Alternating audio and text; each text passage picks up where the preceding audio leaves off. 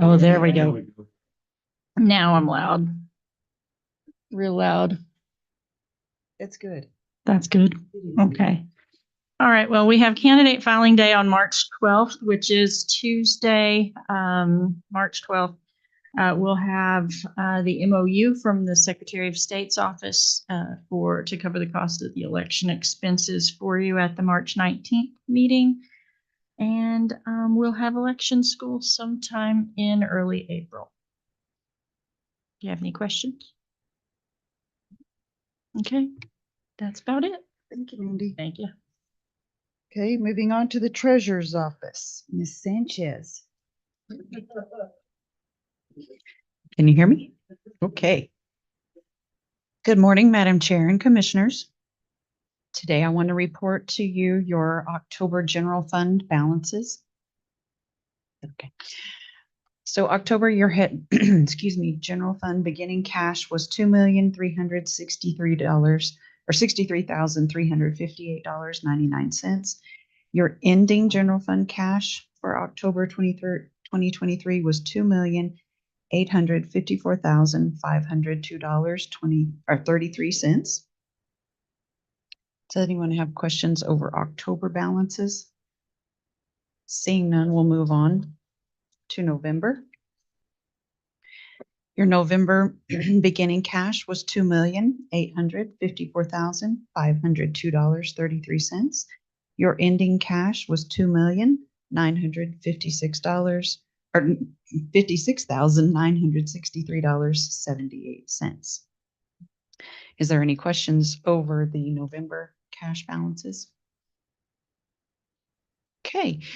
In my office, collections have kind of slowed down after the December and January 10 deadlines. In February, we send out the courtesy notices to those who are delinquent for the 2021 taxes. We try to get that year collected before I have to turn those properties over to state delinquent property tax for tax sale options. And so that's what's happening for the most part in my office. Does anyone have any questions of me? Very good. Thank you. Thank you, Will. Okay, detention center, Miss Ramsey. Good morning, Chairman and Commissioners. Chairwoman, sorry. So my report is pretty short today. I did bring some guests with me, so they'll take up the tail end of this. For my facility count, we're at 65. We have 13 females and 52 males. We have 24 out of county. For our billing for January, we billed Quay $118,875. For Chavez County, $625. And that concludes my report. I stand for any questions. Thank you. Thank you. Okay, moving on to the MAP program and GED recognition, Chris Paulus. Good morning. Good morning, Chairman, Commissioners. I am here to give you an update on the MAP program since I haven't been here since last spring. So I wanted to catch everybody up, let everyone know what we've been doing. Since September of 21, the program has had 70 male participants and 40 female participants. Of those, 59 are unduplicated males and 35 are unduplicated females. Of the 70 males, 19 have gone to Department of Corrections, 2 to another detention center, 1 to a rehab program, 11 are currently in the facility, 32 were released to the community, 2 have withdrawn, and 3 were removed from the program. Of the community releases, 11 of those have been rearrested with new charges. So for our males, 34% have been rearrested with new charges. Of the 40 females, 6 have gone to Department of Corrections, 6 to another detention center, 4 are currently in the facility, 3 went to rehab centers, 19 were released to the community, 1 withdrew, and 1 was removed from the program. Of the community releases, 6 were rearrested with new charges. So 34% of the males and 32% of the females. So that's about what we had last year for the averages. We currently have 11 males and 4 females in the program and 3 waiting to be interviewed when we have a vacancy. Medications, as we know, we offer both Suboxone and naltrexone. The number of participants who have been on buprenorphine, which is the Suboxone, since the program began is 38. We currently have 4 on buprenorphine. The number of participants who have been on naltrexone is 13. That's the oral naltrexone. 3 of those have received the Vivitrol injection prior to release into the community. And we currently have 2 participants on naltrexone. Counseling, we still have the same curriculums we had previously. We have also added the addition of a peer support worker. She started in July. She does individual and group peer support within the facility. She also follows them and is a 24/7 resource when they return to the community. So that's been really beneficial for us. In looking at wellness and education, MAT participants have live yoga classes every Friday. Males and females are done separately. We have the greenhouse and gardening. All of our participants currently have a pothouse plant that they are caring for individually in their day room. That's going to lead into planting the seeds for the garden that they're going to start within the facility. We'll move them out to the greenhouse and then into the garden as the weather permits. We've started doing art activities. So we were able to have the grant approved art supplies. So we currently have them spending time drawing, painting, sculpting, doing some string art and other activities. We've also implemented mindfulness and meditation with both males and females, as well as continuing the exercise program. We also have a smart recovery, which is similar to a recovery group, but it's not based on a higher power. It's more of a cognitive behavioral focus. Other programs that we have within the facility that they can attend is the Parenting Inside Out, which we collaborate with ENMU. Currently, it is being facilitated by a member of the social work department who is actually on site as an intern for us as she's getting her MSW, and she'll be there through November of this year. We still have GED classes, which are provided by Zoom with instruction by ENMU Roswell. And then we still have the recovery group meetings. The AA and the NA meetings come in live, while Celebrate Recovery is by Zoom. We are looking to have Celebrate Recovery come in live as well, because it just seems to work better than the Zoom meetings. Some of our participants are currently learning to chair meetings, and they're practicing within the facility so that they can share when they move into the community. Discharge planning, we've expanded on our discharge planning services. So those now include the care coordination. So far, we've made 38 referrals to care coordination, whether it be CareLink or the patient's respective MCO. Birth certificates, we've purchased 18. IDs and driver's licenses, we've purchased 7. Food handler certificates, they take the online class to get a New Mexico food handler certificate, and we've had 12 of those. We've paid for 3 rehab admissions, and we've paid for 1 prescription pickup because the Medicaid was not reinstated timely, and she was needing her medication so that she didn't fall off, so we got that. Community outreach and training. We hosted 4 harm reduction, Narcan, and advanced Narcan trainings for community members, law enforcement, detention, probation, and parole, as well as the local schools February 4th, 5th, and 6th of this year. There were over 70 participants in total, all of whom received Narcan upon completion of the training. Training was conducted by Ted Asbury, and Mr. Asbury is adjunct faculty for the Law Enforcement Training International. Our facility was asked to participate in the MOUD learning community for New Mexico detention centers. These meetings are held the last Thursday of each month and include facilities in New Mexico, the BHSD Justice Liaison, as well as experts from the Opioid Response Network and select speakers. So what do we have coming up? The following items are in the development and planning stage. I don't know if you guys know, I've been asking for chickens. It's kind of a running joke within the state, but I submitted a proposal to the grant, and we have actually been approved to spend approximately $8,000 to get us some chickens and the coops. And the goal of that is for participants to learn to take care of something other than themselves, increase their self-worth, prepare them for re-entry into the community by developing and reinforcing skills and work ethics. And a secondary goal of the project is to reduce feelings of anxiety, depression, and anger that are often associated with those in a correctional setting. And the second project we have is called Project Succeed.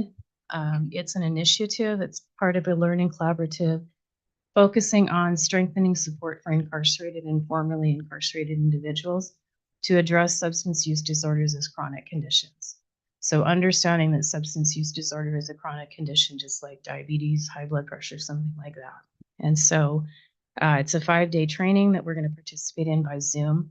And this is going to allow us to utilize their curriculum and deliver the program free of charge to the county. So in a nutshell, that's our year in review. I stand for any questions.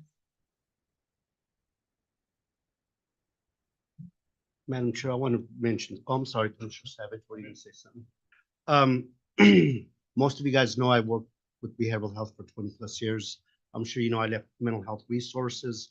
I was with them as a commissioner as well when you start this program. I just want to personally thank you for everything that you guys have done. I can see that things have not improved because it's never been bad, but that this could actually be a very successful program. So I want to personally thank you for everything you've done. And then on how you have presented on the recidivism rate, I love how you have those number stats to show not only our community, but the whole state and the federal, and also the federal level, that some of these programs or this program can work and will work for the betterment of our community. We can keep people out of jail, out of trouble, out of committing any type of crime, especially violent, heinous crimes. It's a big plus, and I'll support it forever. Thank you. I appreciate that. Thank you. It was a good job. Thank you. In your report, you gave some figures on people who've been completed in the MAP program. Yes, sir. One was removed. Yeah. So are those type of removals voluntary or forced or? No, withdrawals are voluntary, removals are removed.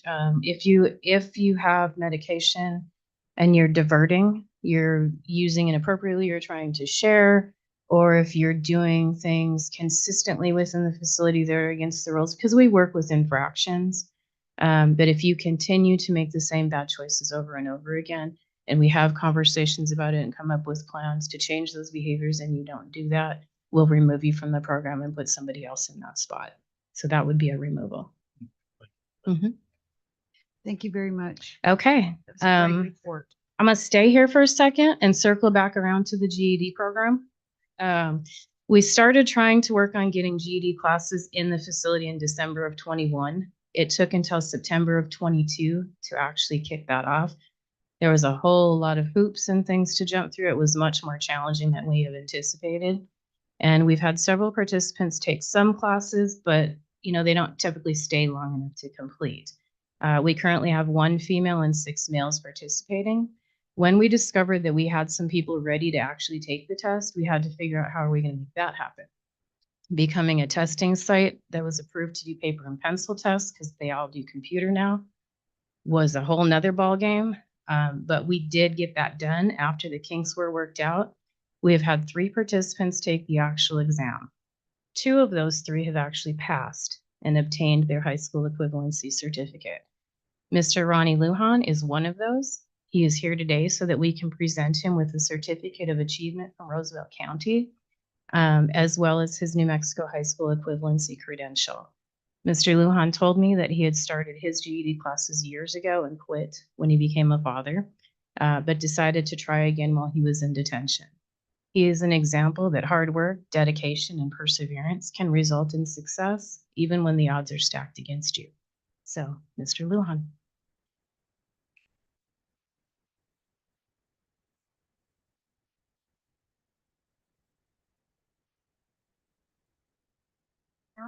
And here is your New Mexico higher education.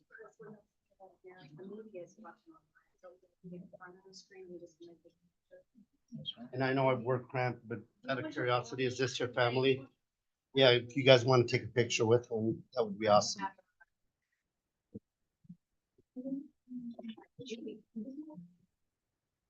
Congratulations. These are his twins that put a little delay in his plan. I'm his older, little sister. Fantastic. This week. A little shy. Okay. 1, 2, 3. Perfect. Y'all look so great.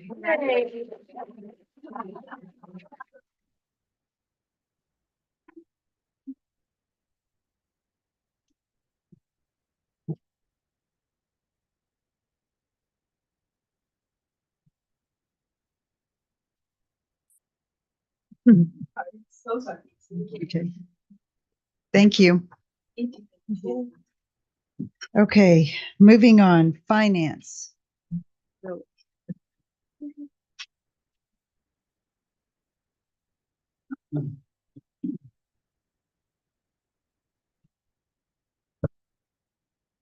Good morning, Commissioners.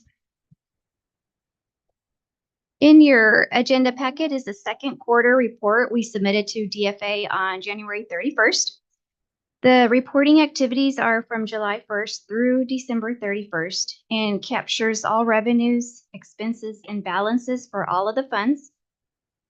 In our general fund as of December 31st and at 50% budget completion, taxes collected were at 69% as budgeted. Expenses in the general fund are at 50% or slightly higher for several open purchase orders that we have for the remainder of the year. General fund at December 31st had an adjusted balance of 16.8 million, and the road fund just a little over 4.1 million. As the year progresses, you will start to see these significant balance changes as we start to close the projects and we have those expenditures come to a close. So I'll stand for any questions.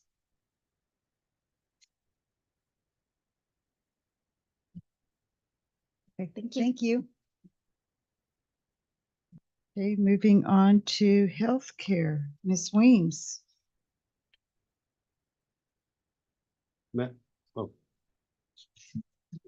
Madam Chair, I move into indigent meeting. Second. Got a motion and a second? Yes. Yes. Okay, we are now in indigent. Good morning, Commissioners. I come with you today with our healthcare report. We had a total of 6 claims for $4,540. We approved 0 of those claims. Fedco, we approved 0. There was 4 for $4,289. 2 of those patients had Medicaid at the time of service, and 2 of those patients were brought in by PPD. For Roosevelt General Hospital, we approved 0, disapproved 2. 1 patient had Medicaid at the time of service, and the other one was a Quay County detainee.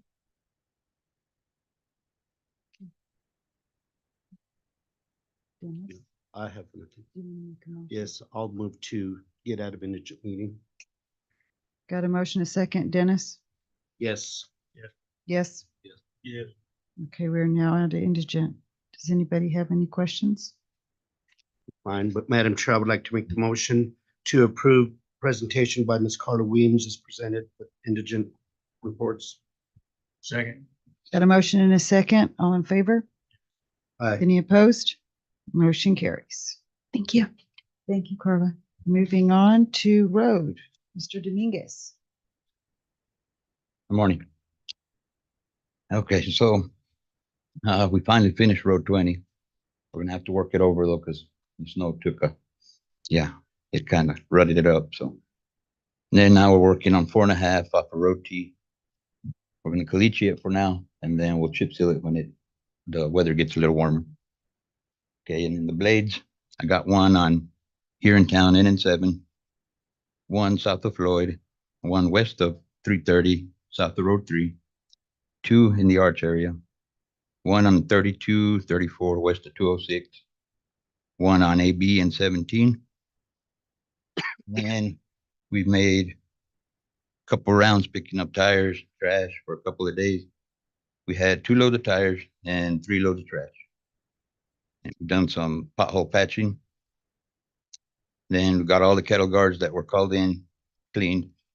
We cleaned them in the order that they were called in. That way everybody could get them cleaned a little quicker. And then along with some that the blade operators reported also. Okay. And we have updated the maps for that show the routes. Each color is a different route. I think this will help everyone or keep everyone on the same page. You know, so everybody knows where the blades are moving. And then along with the new operators, that'll help them a lot too. So. And the operators know that everything on the map needs to be maintained. And that's about all I got. Any questions? This map is current now. Yes, and then I got some here too. Good, thank you. Finish it. I've got a question. Okay. I'm gonna go back to the trash situation. I get a lot of calls. Obviously, I'm the city county commissioner. My district lies within the city. And these are allegations, but the calls that I get, and I've witnessed it firsthand with my neighbors and where I live, and also my other rental. They're saying that there's a lot of county folk that are coming into town and dumping and filling up literally our dumpsters The that we dumpster. paid for within the city. And I proposed this, and I know there was some pros and cons to the fact of us having trash stations outside of the city limits. And I know one of the problems was high winds, was creating a lot of litter on state highways, county highways, and so forth. Is there any way that we can implement some trash stations that can avoid the trash blowing out instead of, I mean, is there technology nowadays that would let us research something more high tech where when people dump their trash, it's not gonna blow everywhere? Or I don't know what the remedy is, but this is an ongoing thing where I'm literally getting calls at a constant. I argued with a couple of people dumping. My neighbor, my wife witnessed my neighbor arguing with some people that were dumping, and we knew for a fact they were from the county. Right. Because they disclosed that to me. Contractors are dumping.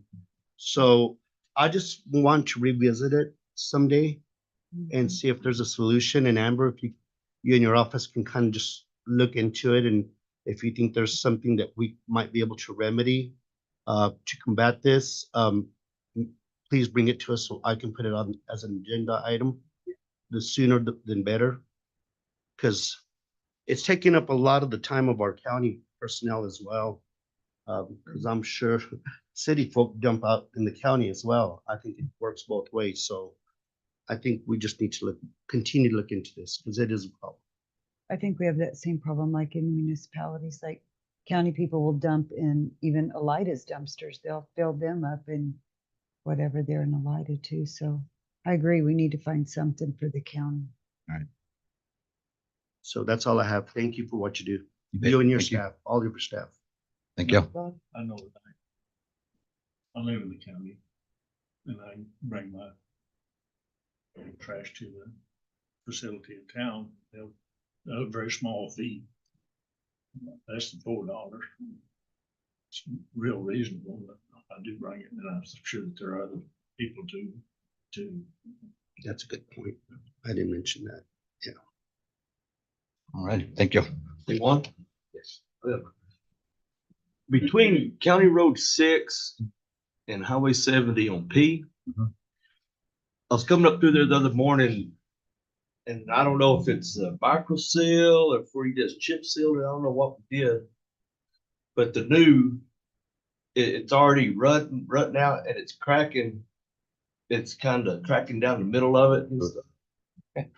Have you noticed that or? I've noticed a couple that have cracked. I don't know if it's the emulsion but yeah, I'm kind of looking into it and see what's I going was on. just wondering, if it's, what the deal, I'm sure it's because of the basic or something, and I was just wondering if you'd seen some of that, Right. And That road is just redone, last year before last? last year, yeah. And I just seen where it's starting to crack and I do know that P right there is a lot of heavy truck traffic. Right. And a lot of traffic up down through there and, anyway, I was noticing some of that. I was just wondering if you've seen it all over the county or if it's just right there. There's just a couple. I think it's the heavier traffic ones that are starting to do that, but it will follow the rut. If there's already a rut there, it's just going to follow it. It's more just of a And seal that coat. micro, it was micro seal, right? Right. Yeah, it was my. So before we lay down the micro seal, what can we do to prevent that from happening? Instead of just having to go in there and just micro seal it every 2 Seal years, it. what can we do to you think to, If it's a subgrade issue, then we'd have to rebuild the whole road, yeah. But, and there's some that are older chip seals that are having failure on the subgrade, so. I know that I am seeing it older chip seal like down in my district, like, you going north of Causey on that little chip seal road. Yeah, And then from Highway 114 to what, the Rogers Highway? Right. Over there, you know, that they are, Sorry. we're losing them, you know. we got those on the list actually for TPF coming up. So hopefully we'll get something and be able to reseal them. But anyway, I just noticed that P, it's peaking right in the center. Right. You know, anyway, I was just wondering if you noticed. I'll take a look at it and see what we can. But yeah, if it's subgrade issues, it's gotta be rebuilt in. I was afraid, like I said, I think the heavier truck traffic deal is good. Right. All right, thank you. All right. Well, you can see. Thank you. All right. Thank you. Okay. Listen, Hamilton, what's the status on the chip seal? We had a brief conversation, but you had visited some of the legislators on that. Is there any update on it? Yes, sir. I have it in my report. Oh, okay. And we are at Miss Hamilton. Good morning, Madam Chair, Commissioners. So a few things to round out on our report this morning. The first thing is we have another new audit award that the team was able to receive. Several of y'all were up at New Mexico counties during the presentation, so it will be one to sit at the back as part of the hard work of the staff. It's the FY 2022 Audit and Accountability Awards. New Mexico Counties and the Office of State Auditor selected several counties, 10 to be exact, including Roosevelt County as recipients again this year. The awards were presented at the conference, and it's in recognition of counties for their outstanding work on their audits, submitting timely audits, and sustaining excellence with the highest audit opinions.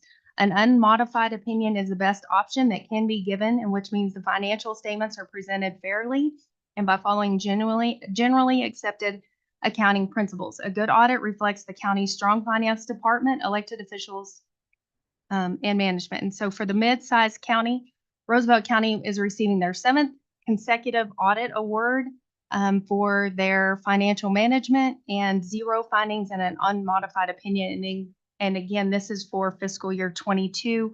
They are presenting fiscal year 23's audit will be presented later. So just a kudos to Ms. Rivera and Ms. Sanchez and all the staff, all the elected officials and department heads that work together definitely as a team under the direction of the commission to continue to achieve the budget excellence. So it's a good one for the county.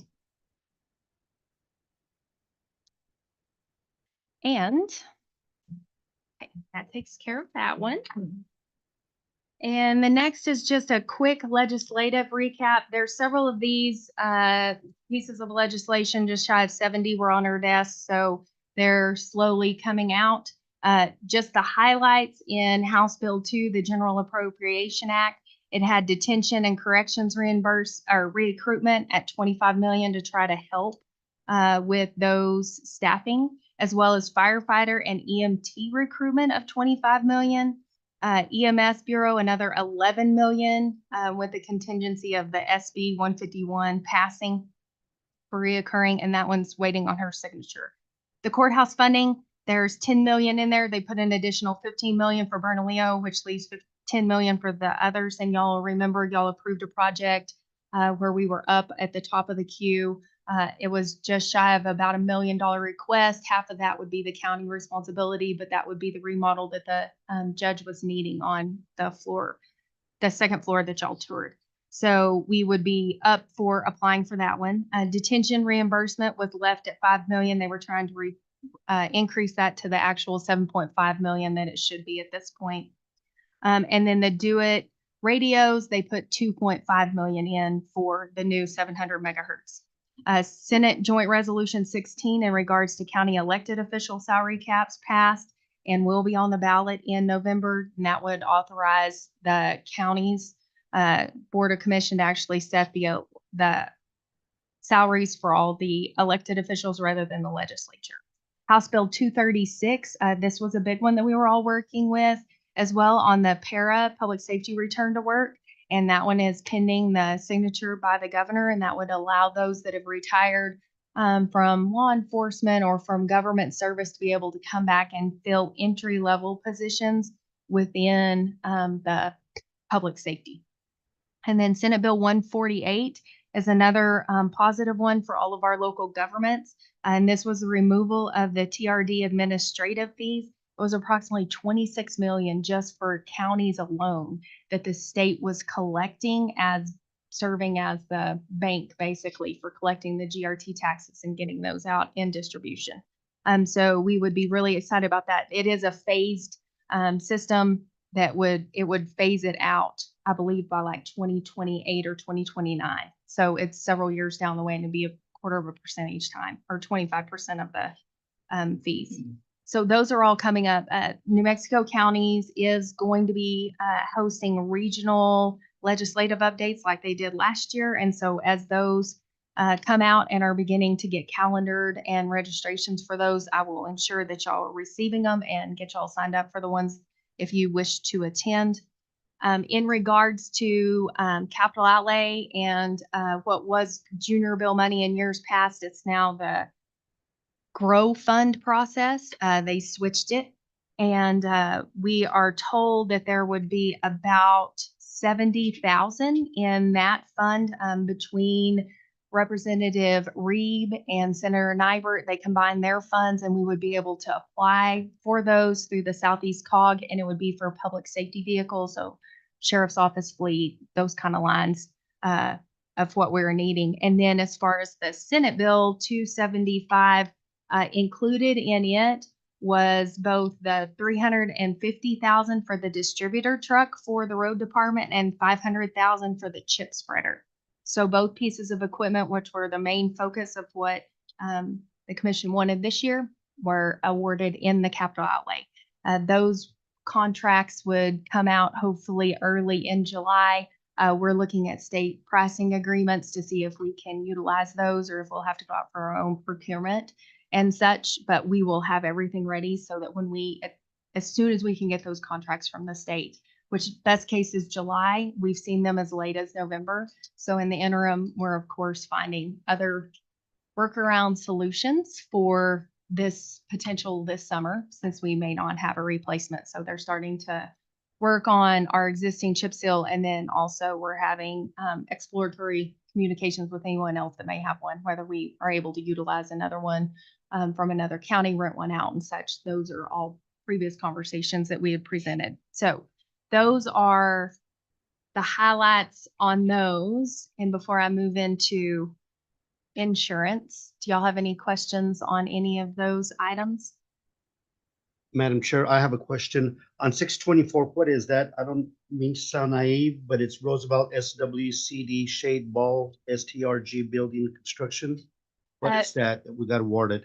That's for the Roosevelt County Soil and Water Conservation District. That's not Roosevelt County as an entity. Oh, so that wasn't part of our Mhm. award then. Correct. And this is final, right? Because I'm looking at it right now for Roosevelt County / City of Portales. If it's signed on March 20th, this is all we're gonna get? This is what the Senate Bill 275 is the one that, Okay, is that the one you're looking at? yes, I'm looking, yes, Senate Bill 275. So ours are the That's two final? pieces of equipment. Mhm. Okay.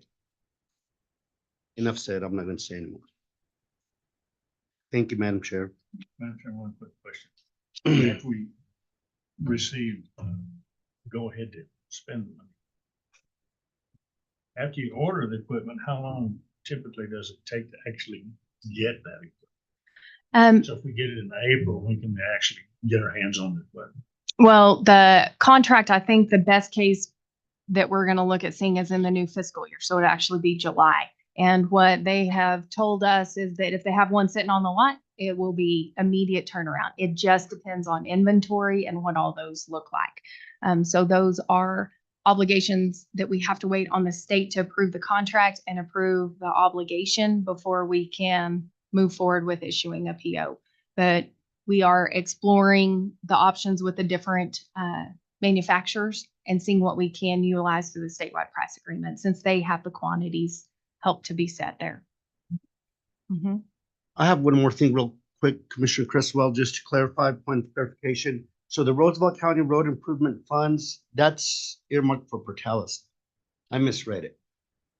That's earmarked for Portales. That was a Portales award. Portales, I do believe, received some money for road improvements. Are you looking at the 400,000 that was Yes. just below? Mhm. Okay, I just thought that was inclusive. I just read it wrong. I thought it was monies for us, for Roosevelt County. So thank you. So if we are awarded this money for the chip seal, they said $500,000 for the chip seal box, how much more money are we going to be putting with it to get this? Or is that 500? Because I was thinking last year when we was up there, wasn't that chip seal spreader was like 750,000? I think that was for the truck and the chipper. Chipper. It was combined, and we actually figured in inflation as best we could based on what their actual current estimates were. So at this point, we don't have a figure, but we were told that that should be adequate for what we're at. But it depends on when we get the contract and what the prices do in the meantime. As we know, inflation is at a high rate. Well, I was just curious. No, that was a combination of the unit that had. Right. Yeah. So that's what I was at. I thought we was going to put another quarter with it to. No, in fact, we're gonna receive more than we was asking last year. For the same setup. Which is good. Anybody else? Okay, so now the super fun topic of insurance. So we had our annual insurance board report. And to highlight a few of those on my desk. Will you go get the binder with the little yellow tags? It's like the insurance book. I have some handouts, but I want to take them through that and then show them that. So here is the multi-line, and this is the first one to look at. So what we are seeing, as y'all are aware, and I know several of y'all actually attended the insurance breakout session up there at New Mexico Counties. The law enforcement and multi-line is our first one to look at, and they provide each of these reports so that we can look at our 5-year loss limit ratios. That may help. So you can look at the time. Their fiscal years are 25 in the insurance world, but the fund year is 2019. So that's what these numbers over here mean. This first one is multi-line, and this is where we have had some significant claims on hail damage in some of these calendar years. We're processing one right now in 23 with the sheriff's office. So that number will increase down here as well from 67. But you'll remember we had a significant claim on the roofs in the buildings. We got new roofs on most everything that we had, a significant amount of damage there. And then we also had another claim from the roof at La Casa that they did do the remediation and the repair on and everything. So those are some trends that we're looking at here and that they provided. This is all coming from New Mexico County's Insurance Authority, and this is a graph depicting those as well. And then as we scroll down here by claim type, you can see auto physical damage. This again is where we're working on some of those hail damage claims, and then general liability. Property is our big dominating factor. And what we have found, so we have part of our reinsurance is through county.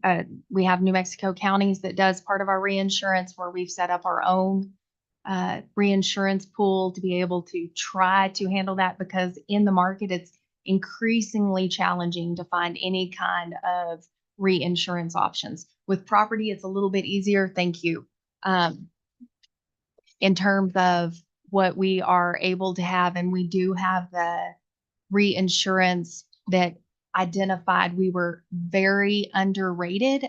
Our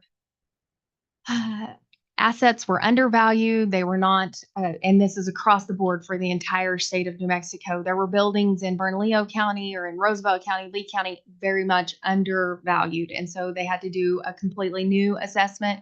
They knew we were going to have to raise property taxes. They sent different appraisers out to high target counties and high target valuations, those entities that may have $38 million courthouses per se, that they have to get valued, because what they had found is with some of these hurricanes that had come in or these really bad storms, they were undervalued. And so the replacement wasn't matching what they were insured at.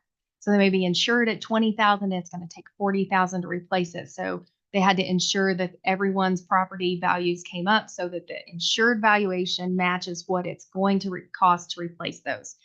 In lieu of that, what we are going to see in our property lines down here, you can see from where our claims are, we are going to have to prepare for a 100% increase in our property line because of the claims that we have had and the fact that we are undervalued and we are not contributing. So when you look at our loss ratios in terms of multi-line with property, on average, we are 431% above our contribution based on what's had to pay out. So in 2 of the past 4 fiscal years, we were running over 800%. So it more than takes out anything. The goal is whatever we contribute with our contribution matches and stays somewhere around that 80% requirement. And when we're 400% over what our contribution is, they have no choice but to raise us. So we budgeted about a 20% increase. So that is something that we're going to have to go back.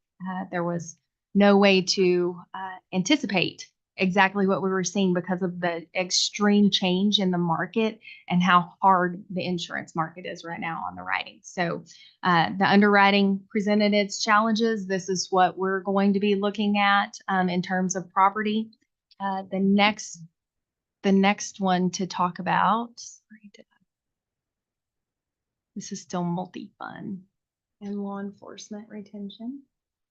And then the other one is workers' comp. So when we talk about workers' comp, we have to have coverage and we will see those trends with our risk awareness program, our safety training, and our mandatory trainings. We have seen a sharp decrease in our claim trends, as you can see, but in New Mexico, the way the law is written, when workers' comp claims are open, they can be open for the life of the party. So it is not one of those that's necessarily termed out. It can be closed, but can also remain open. I think the longest one they have open for New Mexico counties dates back to the 80s, and it's still an open claim all these years later from workers' comp. So this is just a breakdown of what our county looks at in terms of where our claims come from. And it's very much where we anticipate. It's in line with what other counties are looking at. In terms of our detention center and our sheriff's office are the primary sources of those. That's also where the largest number of our employees are, and that's where our greatest exposure is in terms of different types of incurment. And I have these printed out for you, commissioners, happy to email them as well. These are something that, again, New Mexico counties was able to provide for us. So workers' comp, we're within the budget on that one at this point. So everything is aligning where we should. And then the last one over on this report is going to be multi-line, and this is law enforcement here. This is our 5-year limited loss analysis. We have had some higher claims that have come in from law enforcement, and law enforcement's with the sheriff's office and detention center. And some of those claims have been a higher fiscal burden for the county, and that's what you're seeing here. We have talked about that in budget. We budgeted 20% increase. We knew for the next several years that's the increase we were looking at. That is what we are seeing again this year in our budget, is another 20% across the board for both entities, both locations. And this is the lost fund contributions and the incurred losses, so that you can see the blue represents again what we're paying into the fund. The red is the net incurred losses. That includes attorney's fees and such, and any kind of payouts that have to be made on those. So you can see where our line is. The goal is to always remain within balance. And when we're not, we have to correct our contribution amounts to ensure that everything stays financially stable. Again, we are all part of a pool. We are part of New Mexico County's insurance authority pool, and then we have our reinsurance as a back part of that. Because of the situation that we're in, we just can't get reinsurance any longer for law enforcement and detention center to have adequate coverage. So we're just having to cover our own at a much quicker route. I know these are super exciting conversations. So the last thing, just to let everyone know, we did look and had a study done in terms of where the financial statements are with New Mexico County's reinsurance and where our contribution and our equity are at. And when you're looking at those, we see that there are some needs to increase contributions and to increase the ability for New Mexico counties to ensure that we have adequate supply for those 1 in 200 year events. So with that, we anticipate that they will be sending out statements that we could consider this year that will be due next fiscal year. We did ask that as counties that they would be able to send that to us, so that if we do have some excess cash in the general fund at the end of the fiscal year, we could go ahead and make some of our contributions now. It's all about ensuring that we have the capital adequacy in place. We have a policy that's adopted. And if we have the capital adequacy in place, then when we have those claims that come in that 1 in 200 year exposure, or whatever it is, we have the money in the bank to be able to take care of that. And we cannot draw down and deplete our reserve at this point, which is very limited because county reinsurance is, 3-4 years old. We are just in the infancy stages still with it. And so those are all things that we'll continue to talk about, but this was the highlights of our annual membership meeting that we hosted in January. And I wanted to bring back this information and present it to you. Okay, now I would stand for any insurance questions that y'all have. Okay, thank you. Are you finished? Yes, ma'am. Okay, thank you. Moving on to commissioners. I'm good. Couple of things. Have a process might be just give the board some information that I have a constituent who has contacted me, evidently trying to get the commission involved in a boundary dispute situation. And he's threatening litigation against the county. And I said, looks what appears to me as a civil dispute. We're going to, Amber and Javier and I are going to meet with this individual later on today. But to give you all a heads up, what is happening, I don't think that we have any county has any business getting involved in a boundary dispute. Looks like a civil action, but we've agreed to listen to the man to see that as far as the county is concerned, as far as the county's obligations, that he gets treated fairly. But just giving all heads up on that. And I want to talk some about this Flame Award. Mrs. Hamilton, on the Flame Award, how many of your staff would you say are involved in that accomplishment? Definitely all 10 elected officials and all of the department heads as well. And primarily leading the way is going to be Ms. Rivera as well as Ms. Sanchez. It takes all of them working together. You know, you read through that award, and that's great. But I just wanted to bring to attention the fact that there are a row of these flame awards up there. And I guess we'll file that one up there with its buddies. But this is an occurrence that happens regularly. And I think it should be noted, especially about commissioners and for the public, that these awards, this flame award is something that's not that easy to get. Not everybody gets them. You know, 33 counties and probably 10 flame awards. So, and it's very she's very consistent. This staff is very consistent. So I think as commissioners tasked to be good stewards of our property and how we spend the money, I think that you know, we should take a small bit of credit for that, but I think that our staff we need to really pause and appreciate our staff. This is hard to accomplish, and we do it consistently. Once again, Liliana, thank you, and Mrs. Hamilton and staff. So.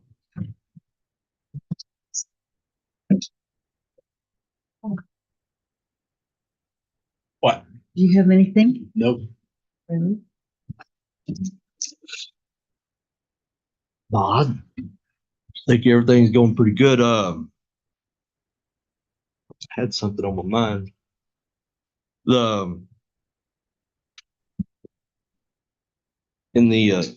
We okayed the accounts payable and payroll, the checks and stuff.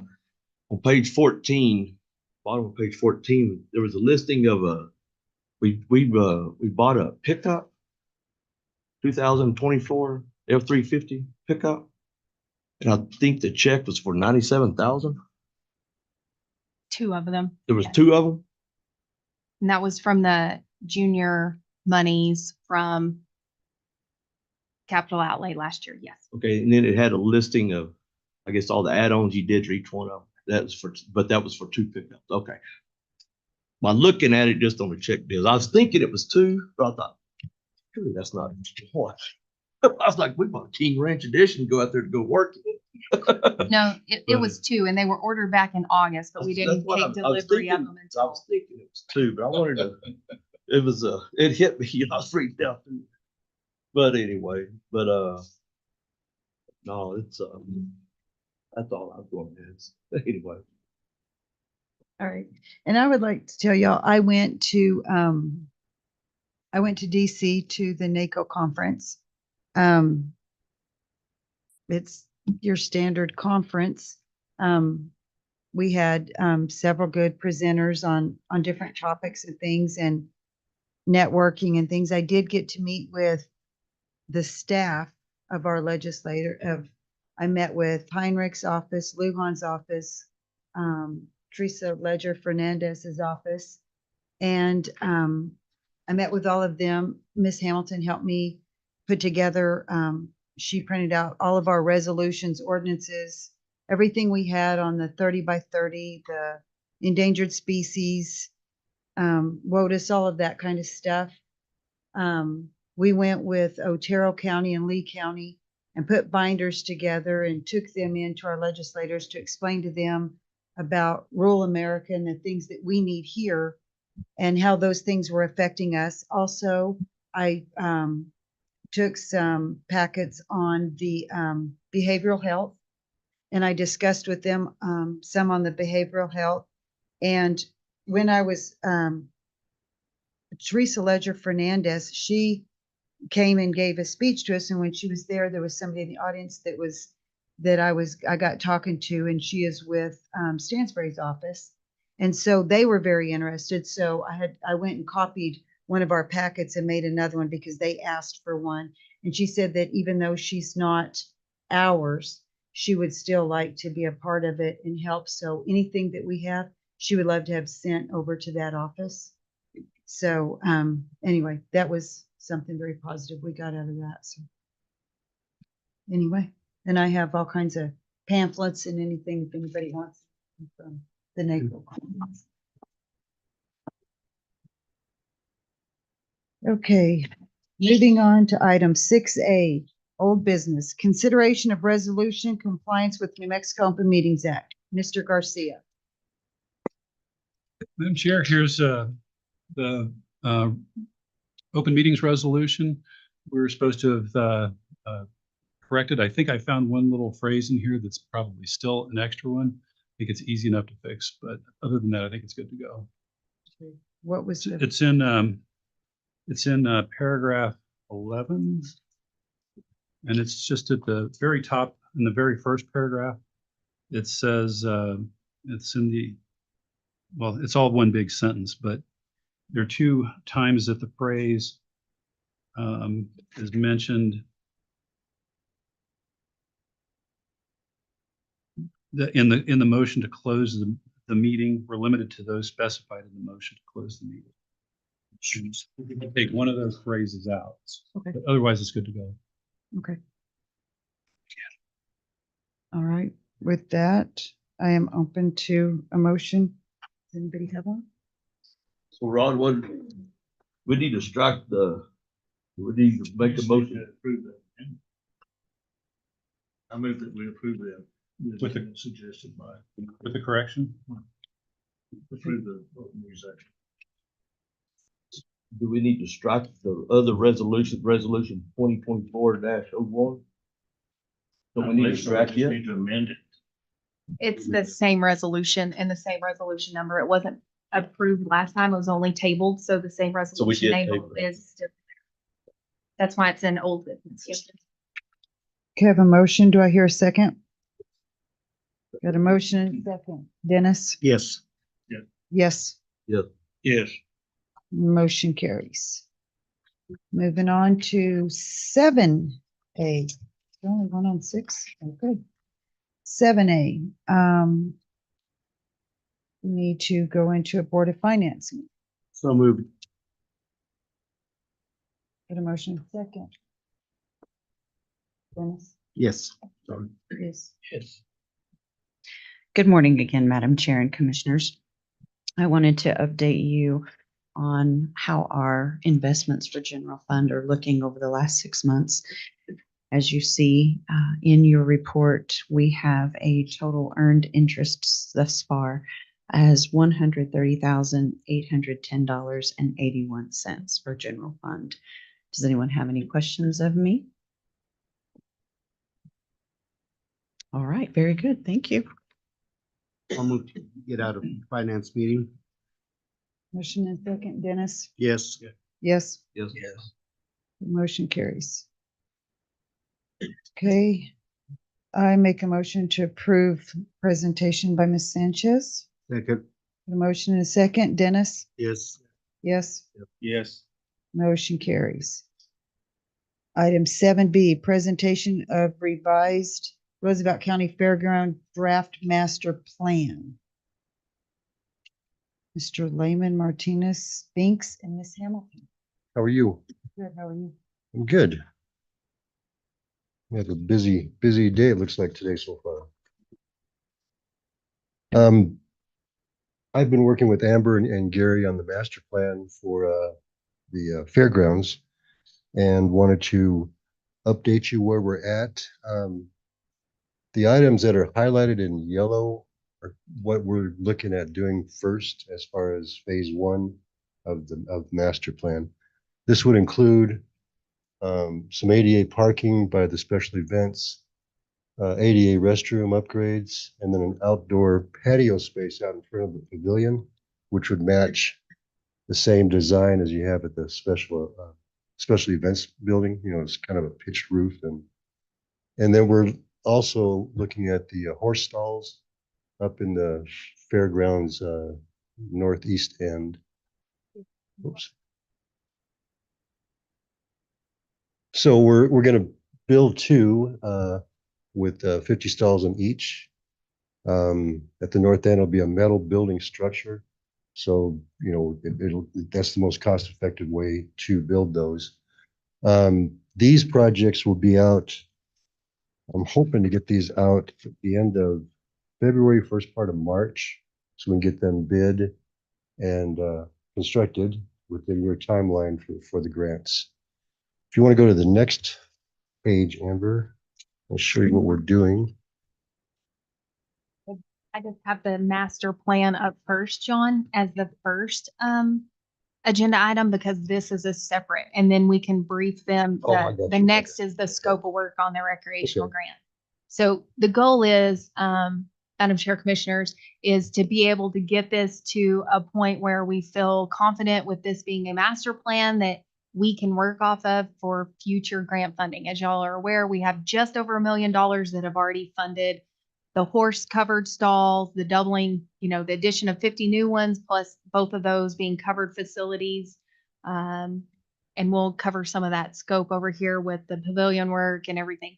What's still remaining, of course, is the back end of the pavilion, being able to renovate that, being able to have the food court and tear down the old Quonset huts for that area. All of this other enhancement has been identified.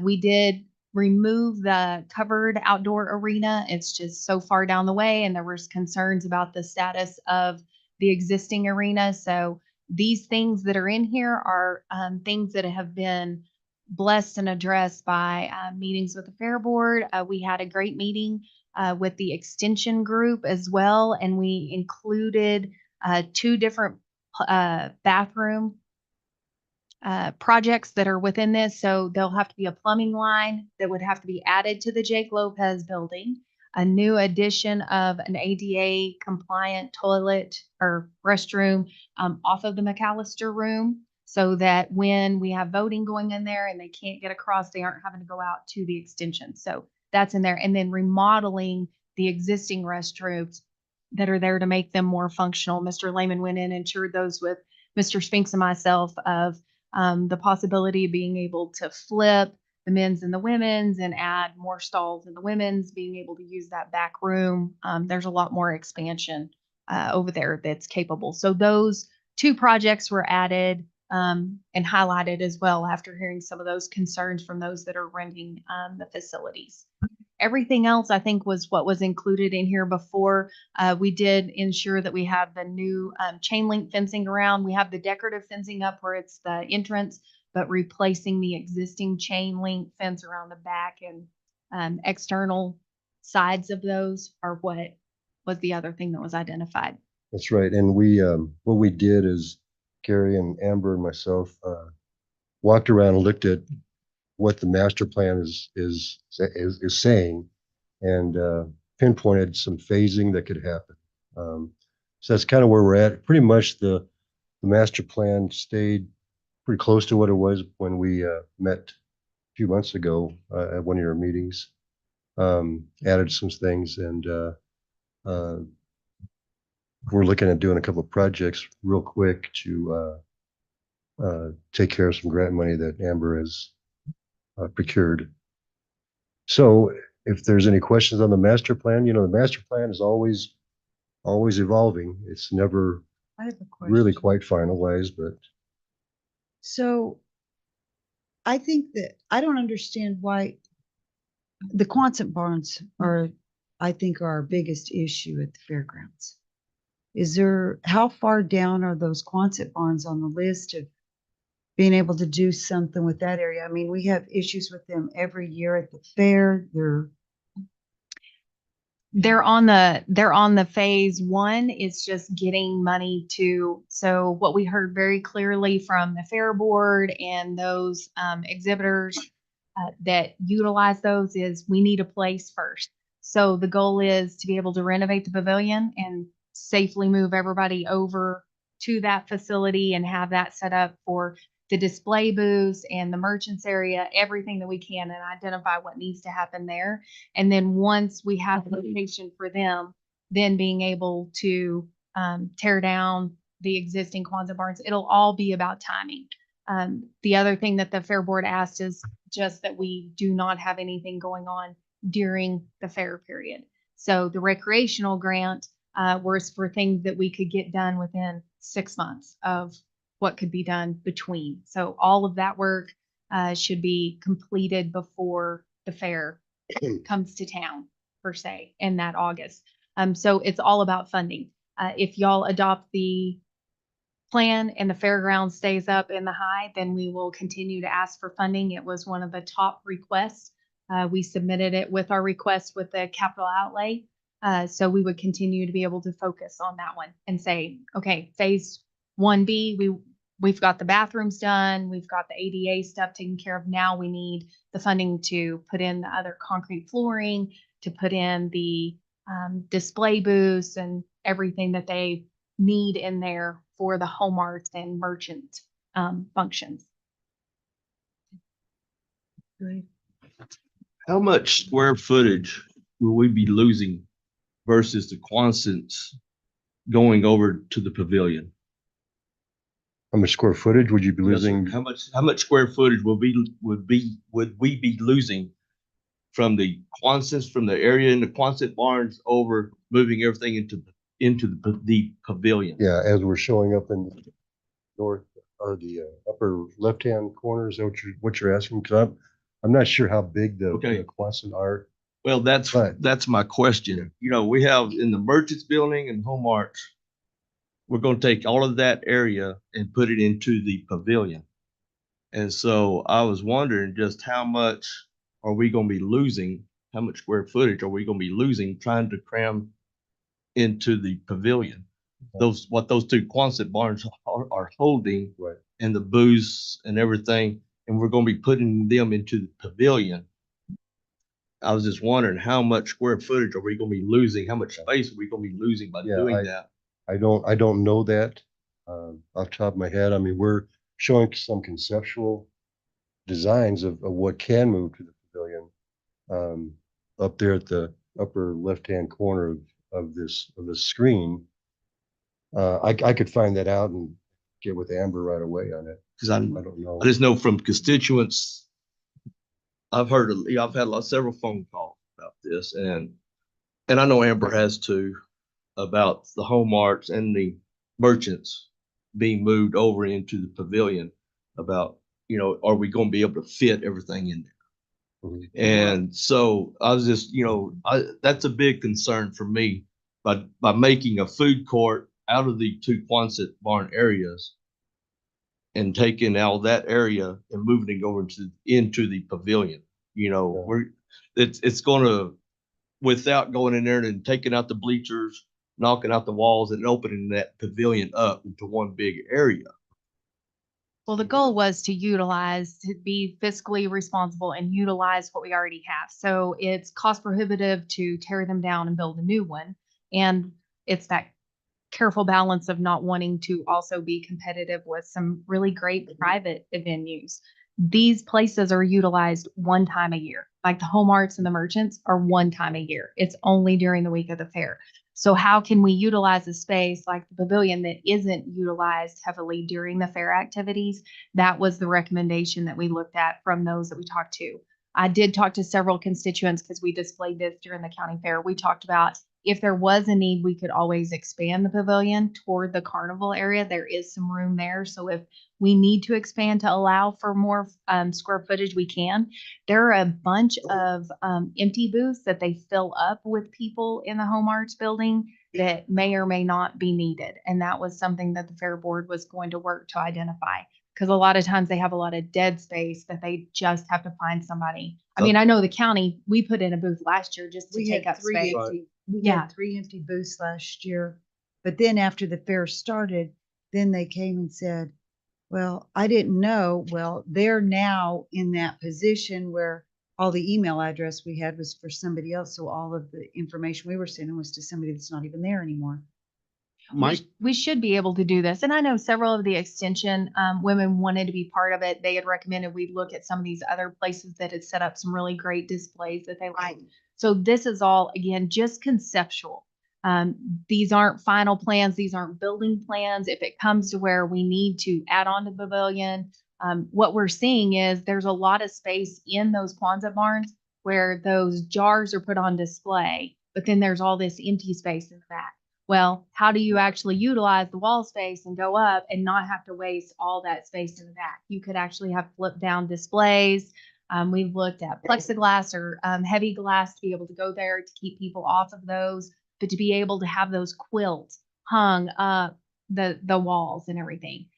There's just some potential to use the space differently than how it is now. So it's not going to be apples to apples on the square footage per se, because they want the displays changed in those facilities as well. They don't want to have to crawl up from the back into those booths anymore. I heard that very clearly. Well, Yeah.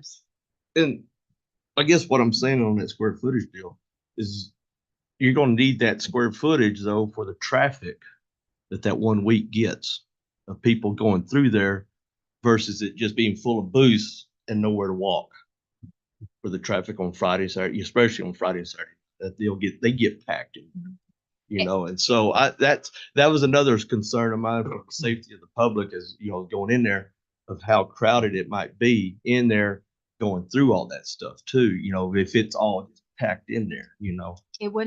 We would have to adhere to all the ADA regulations and the minimum width requirements of all walkways and booth placements.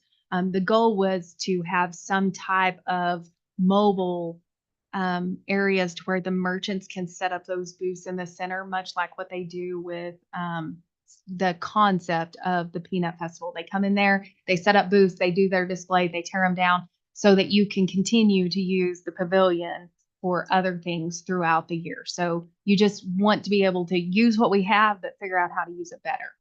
You know, it's like the covering of the horse stalls to be used, you know, you brought that up at one time a year deal. That's basically, they have a road, they do have maybe a High Plains Junior Rodeo, or do they have some, they have, besides the Little Wranglers, they have, I think another rodeo. They have a High Plains, but they coming in for 1 weekend and then that's it. Yeah, Well, we have I'm sure several. the manager can too. So. We have several Right. High Plains, barrel racing. But also with the covered stalls, that brings in more horses, and the high school rodeo folks are kind of eyeballing that as well. So, and we did. I have a wouldn't high- think the high school would. Yeah. I wouldn't think they'd be eyeballing for Talis, but They've anyway. been out here before. The only reason they haven't come back is because of the stall areas. Right. That was my understanding.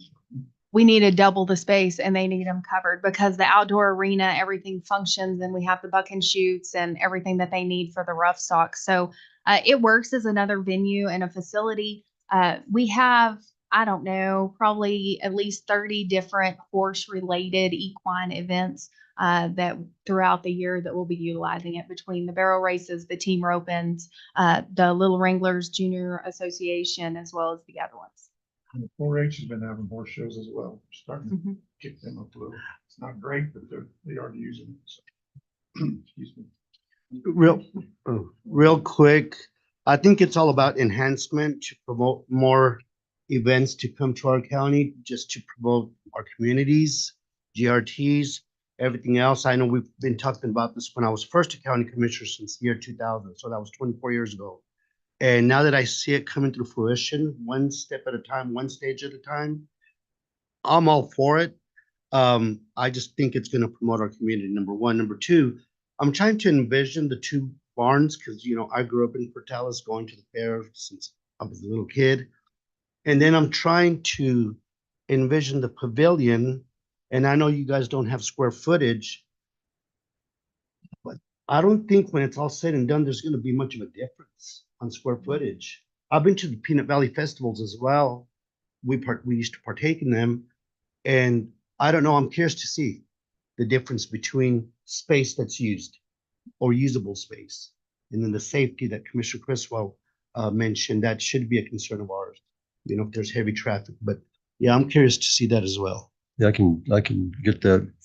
I agree with you. I don't think you're gonna lose much space, if any, between the Quonset and utilizing the pavilion, yeah, to be honest with you. So when we, on that pavilion, are we going to take the bleachers out, knock the walls out and open that space up? Or is it just going to still be just that space right there that's not concrete? So the bleachers all pull back. The Right. bleachers are within, and they actually use the bleachers on numerous occasions for youth events that are out there. So the bleachers will stay. You can just push them up against the wall. The concrete is half, so it would take out that red center pole, and the old show arena where they did show would all be concreted. So you would have that entire space right there, but there's no walls in that area. The photo area up front where they did use it for the photo could be renovated and reused for that to be able to move that back. We assumed at that point they would want to have the photography back over there with the home arts and the merchants, especially if you're going to have as much traffic there. All of that, I just though, don't see how. because I don't see fitting all that in that dirt spot, because I know. Oh, I was talking about the room up front where the Right, I photography know. was. But what are you wanting to, I mean, it takes all of that for photography. There's nothing else. So that would eliminate that room for being able to be used for home arts or. Right.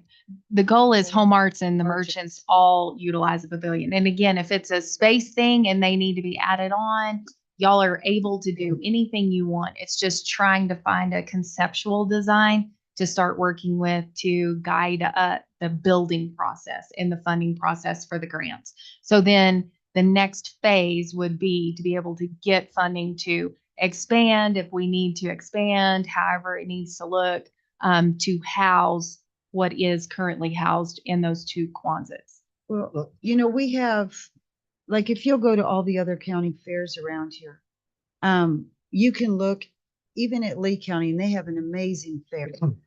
But their home arts and their stuff like that, even their fine arts and photography is nothing like ours is.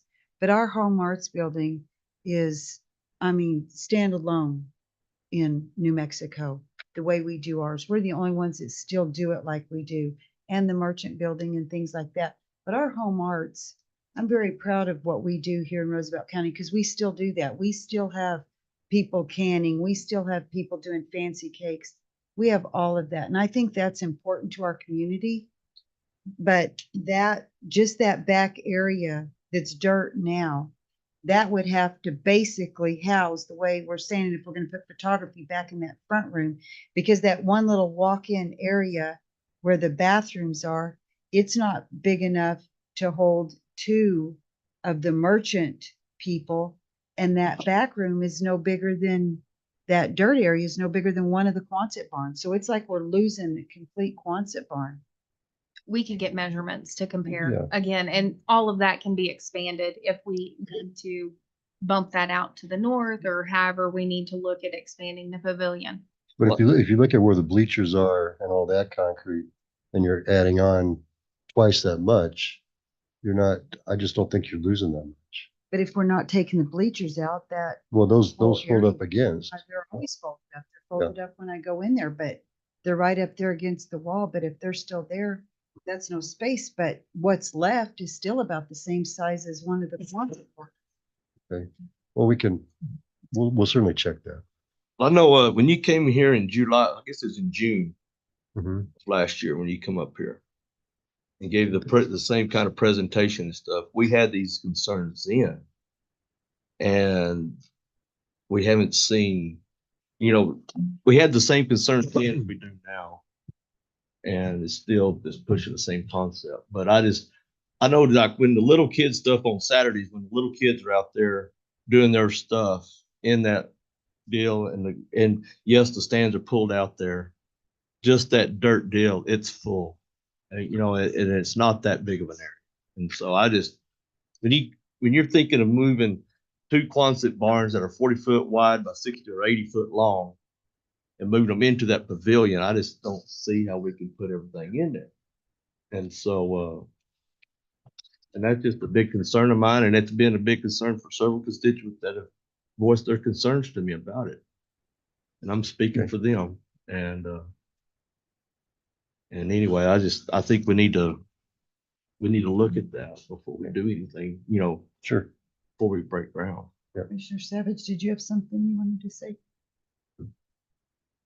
I was wondering on those horse stalls if it's possible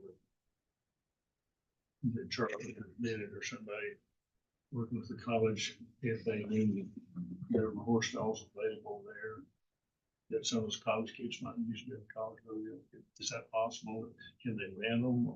Yes, we do work with the university. Yes, sir, Commissioner. And they are available for rent. So we have people passing through at random times that rent one out overnight.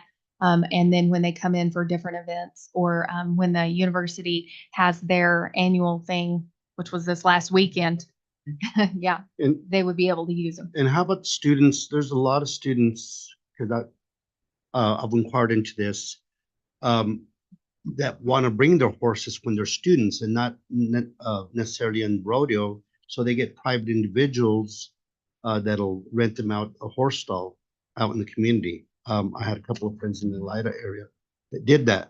Would we be able to rent them out to students?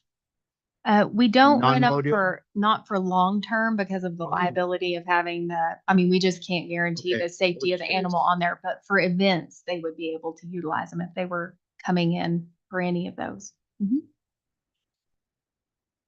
We were just wanting to present this today and see if there's anything else that needs to be addressed. If we're concerned about the pavilion square footage, you can compare that and see where we're looking at in terms of the spatial configuration and what that would compare.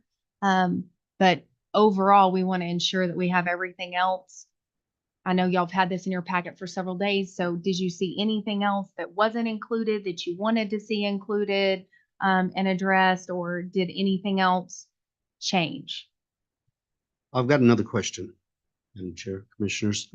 There was a sunset on that grant we got, right? That we have to spend by a few months. Yes, correct. That's the next item. Okay, so yes, I saw that. Okay, I'll just wait to discuss my issue. When we get to the next item, I guess. Or I guess I can just ask it now. So the projects that we have shovel ready, those are the projects that we'll jump on now so that we can expend those monies and not have to retract it back to the federal government, right? It's the state. Yes, sir. State. And that is part of the next presentation. Okay, thank you. Couple quick questions. In that pavilion, and those events like they have the little kids in there on that Saturday, those events will have to be moved over to the special events arena. Where we're gonna have those stuff if we have that full of boats. So the Fair Board, I believe they actually had the majority of those in the Special Events Center. The one thing that they did have in that area was for the Special Needs Day. They had some events over there, so they're hoping with our bathroom renovations, we'll be able to handle a lot of that. Some of it would have to be relocated to other places if and when we get to that point, and that's something that the Fair Board said that they could work around. The Roosevelt County goat producers had an auction, which was very successful. It's nice to have it in there on that dirt floor. It's a small space, bleachers. It was an ideal place to have it. That type of thing would then have to be moved over to the special events. Or the show arena if they still need the dirt floor. If they are okay on concrete, then the Special Event Center or the Johnny Ogden Show Arena where the pigs are, either one of those locations would still have the dirt floors. Is there not a way we could just build a building where the Quonset barns are that would accommodate both of them? Because I mean, we utilize the buildings that are there, but build something that we could use for a lot of different things if we had, because I mean, we utilize the two Quonset barns that are there. So, but if they were something better than that, that didn't leak and all of that, I think we would be able to use it for something. I would like to see us tear the Quonset barns down and put something back there that would be the same square footage at least as what we have and do something with that, because I don't want to lose like the different things that we do utilize these other buildings for. And if we had something like that, I think we could rent them out, and I think we could rent them out a lot more to do a lot of different things.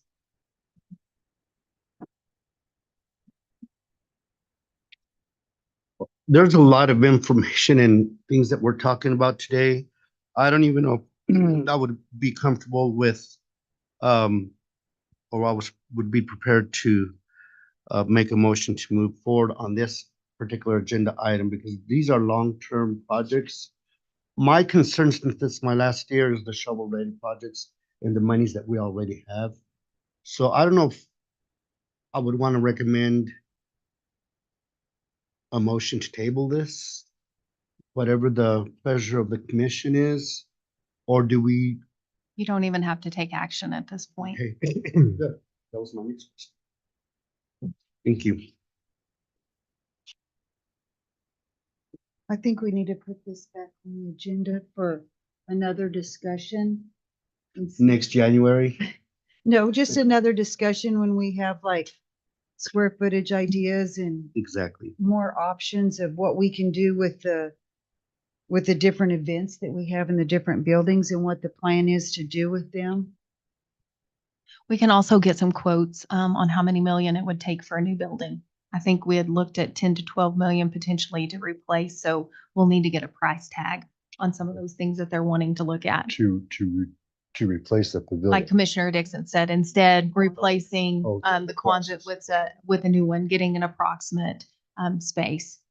Right. Because we were looking to try to utilize what we already had existing that was underutilized. Yeah, what we were trying to do is create some outdoor gathering spaces and maybe bring some food carts in or trucks. And that seemed like a really nice area where those Quonset huts were to, you're entering that way, you can gather there, it's just a nice outdoors area. But I understand what you're saying as well. Try to either do some with the Quonset huts, build something new, and use the pavilion for the activities that are there. But we are currently working on the restrooms at the pavilion to bring those up to ADA, as well as try to add some more toilet fixtures where we can.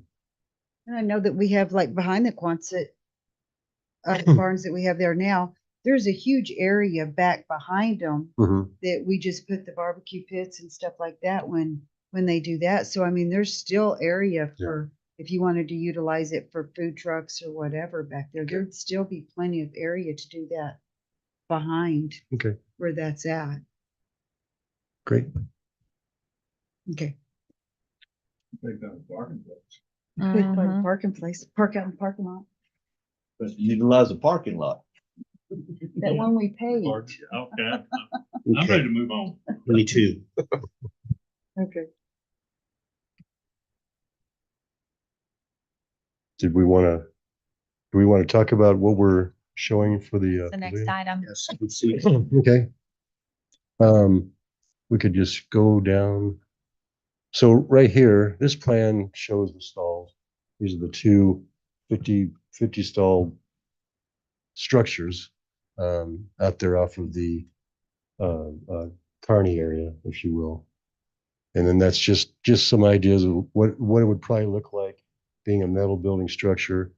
It's just going to be open and the stalls will be covered.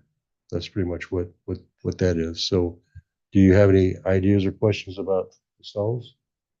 And there will be lighting Will be and lighting? water. Correct.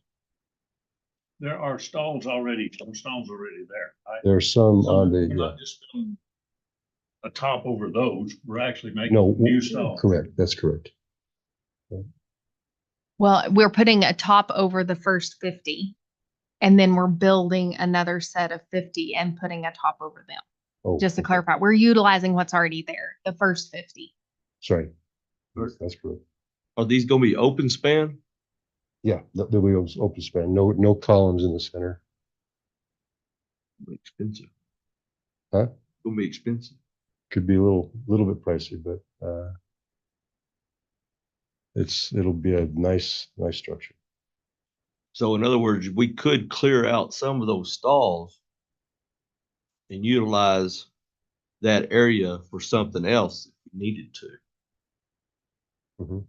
Sure. Yeah, they're movable, yeah. Yes, that's what I'm saying. Yeah, that's what I'm saying. So yes, we could clear out some of those stalls and use that area for something else.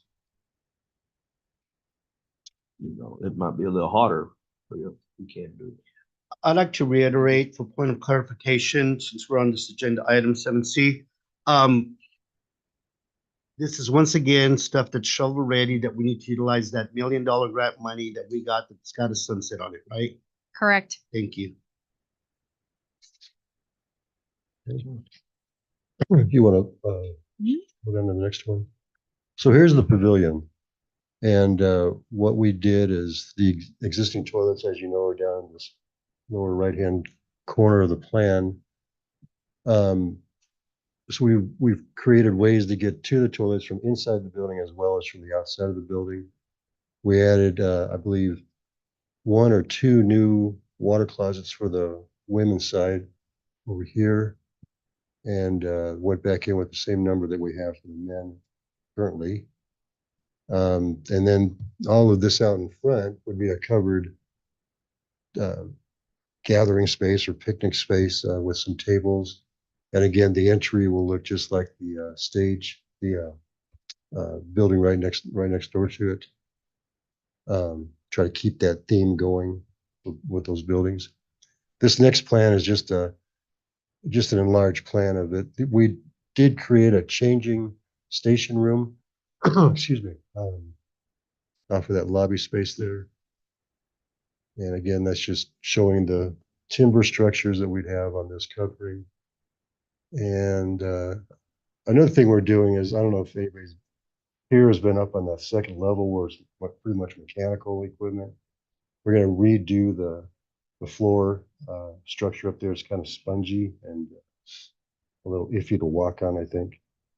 And so that's another thing we're doing with this project. Here's an elevation looking back at the front of the building here. And that's what I'm talking about with the structures.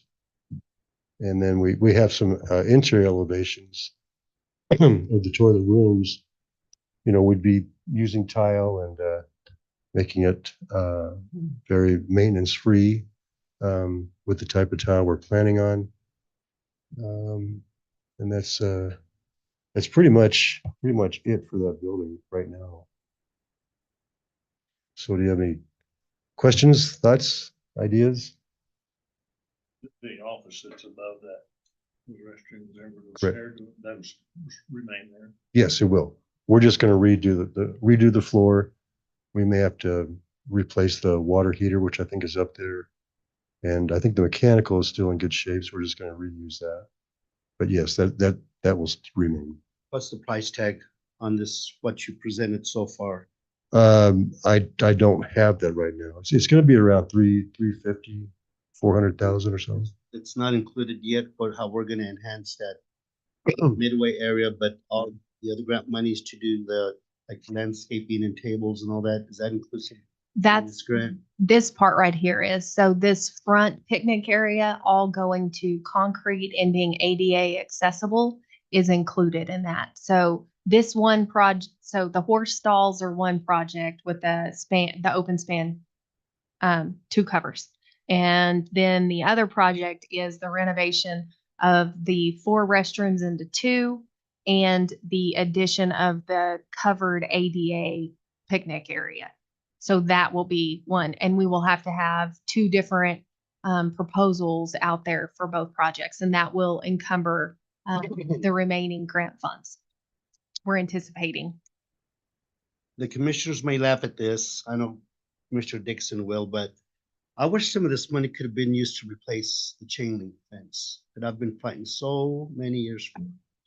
And just have an enhancement fence, you know, that wrought iron that was put up in the front, the frontal part entrance, it looks phenomenal. So many compliments, but to replace chain link, another chain link fence, I don't know.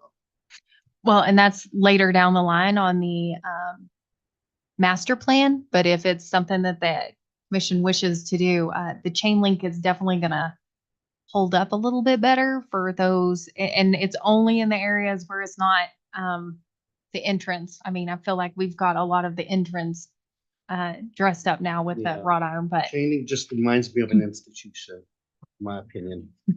understand. This is just the projects we're working on now for y'all to review. Gary, I have a question. Out there where you go to put the open span for the horse stalls, have y'all, how much dirt work are we going to have to do to keep that area right back there? The water used to stand pretty bad, Mhm. you know, right in there. And I was wondering, are we going to do any dirt work to put them up on an elevated path to keep it from water running in there when it does come to big rains and stuff? Sure they will. Has there been any thought about putting that, you know, doing that to that? I'm sure they will, because they'll have to elevate it. And actually, Mother Nature's helped over the years. It's built up pretty good. There's not any water stand back there. Now back by where they used to do the bonfires, but most of it all runs out now. They've all got it graded out to the ponds, and then it goes out front to the. That, like I said, I do think we need to do some dirt work to have, put those stalls up on an elevated path, you know. I They think that will. needs to be a Their have a thought contracts put will into be- that, Yeah, we'll include that in our bid package. you know. And that's to build part it of up. what you had was the soil work and the Right. samples that they had to do anyway. So they've already been pulling those with the engineers. But yeah, with the underground drainage project that we did several years ago, a lot of that grading was actually resolved to where it runs and hits that first underground drain there in front of the pavilion and takes out and then moves on down. I can just see the drainage kind of stopping up like that one's house, you know, on the big rains, you know. I'm procrastinating. It's coming. All right, thank you. Okay, thank you. You're welcome. We'll get those numbers to Amber. Get that figured out. Thank Okay, you. Thanks. Okay. Sure. Moving on, item 7D, request for approval of Arch Volunteer Firefighters Annual Para Reportings. Hello again. This was in your meeting packet. It's an annual report we have to do every year. It's due at the end of March. We were able to get everything put together and ready in time for this meeting, so we're just requesting approval so we can get them submitted.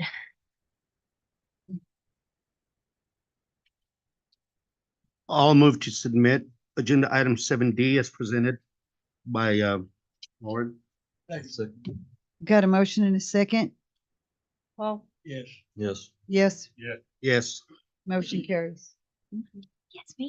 I think I'm on there again for Okay, Milton you are. Sand. Yes, and it's the same thing. It's just for Milton Sand. A second. Got a motion and a second? Yes. Yes. Yes, Yeah. Yes. motion carries. Now, thank you. Okay, item 7F, request for approval of summary replat of lot 24 and lot 26 on the Chalk Hill Stock Farm subdivision of Roosevelt County. Mr. Montiel. Hello, good Morning. afternoon or morning still. Reyes and Suna Chavez have applied for a summary replats of block 24 and 25 in the Chalk Hill Stock Farm subdivision. This replat is located in section 32, township 1 South, range 34 East in that same subdivision. It's outside the city of Portales municipalities, but it's within the 3-mile plan jurisdiction. And so more described, it's located 0.4 of a mile north from South Roosevelt Road 6 and New York Drive. So it's just about a little less than 1/4 of a mile. It contains 2 lots. The 2 lots will be split into 3 lots. They'll be called lots 24-1, lot 24-2, and lots 26-1. The smallest one is 1 acre in size. The biggest one is 2.396 acres. It falls under our subdivision ordinance, Article 6, the summary review process. No adverse opinions from any landowners or utility companies. It has gone before the city of Portales. They have approved it also. Has met all our rules and regulations according to our ordinance. I ask for your approval. on this replat. Move we approve. Second. Got a motion and a second. Dennis? Yes. Yes. Yes. Yes. Motion carries. Thank you. Thank you. Request for approval of replat of 18-12 Block 10. So this one is in the city of Portales. It's brought to me by Mr. Gennaro Acosta and Juan and Maria Acosta. Again, they applied for a summary replats of lots 8 through 12 in Block 10 from the Franklin Apparent Property Line subdivision. That's a long one right there.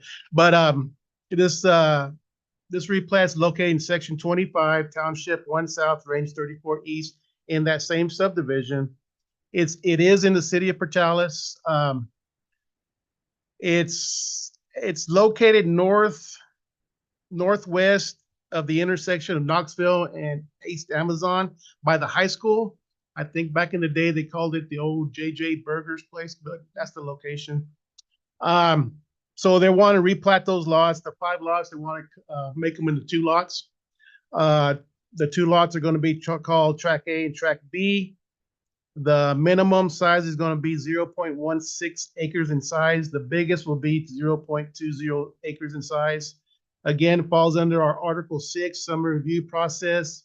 The city sent out letters to utility and landowners. There were no adverse opinions from anybody. The city has approved it. It's met all of our rules and regulations, so I ask for your approval on this one also. So moved. Agenda item 7G. Got a motion and a second. Paul? Yes. Yes. Yes. Yes. Motion carries. Thank you. Thank you, Donnie. Item 7H, discussion and commission selection of city council persons for continued service negotiations. I move to have our same representatives, Commissioner Dixon and Commissioner Creswell, if you guys are willing to do that. We don't pick Or- us, we pick, we Oh, gotta pick- pick a new one because, This is from Chad. yeah, because Chad's out. Well, what if they don't want to take our appointment? I That have, doesn't make sense. Guess they'll tell us at the they'll next tell us council they meeting. don't. We're gonna go through all 6 of them. I would like to nominate, Eldon Merrick. I would like to consider. Eldon. Could I say something You before can. we do a lot of the nominating stuff? I have a little concern with I've been told and I understand that some possibly 2 city councilmen is wanting to run in Dennis's spot. And I'd like to know how they could serve on the council and the commission at the same time Well, and not be biased one way or the other. well, I don't think they would be running, they would give up their spot with city council. But what if they They did wouldn't- and what if they wouldn't- got they elected? wouldn't be serving both.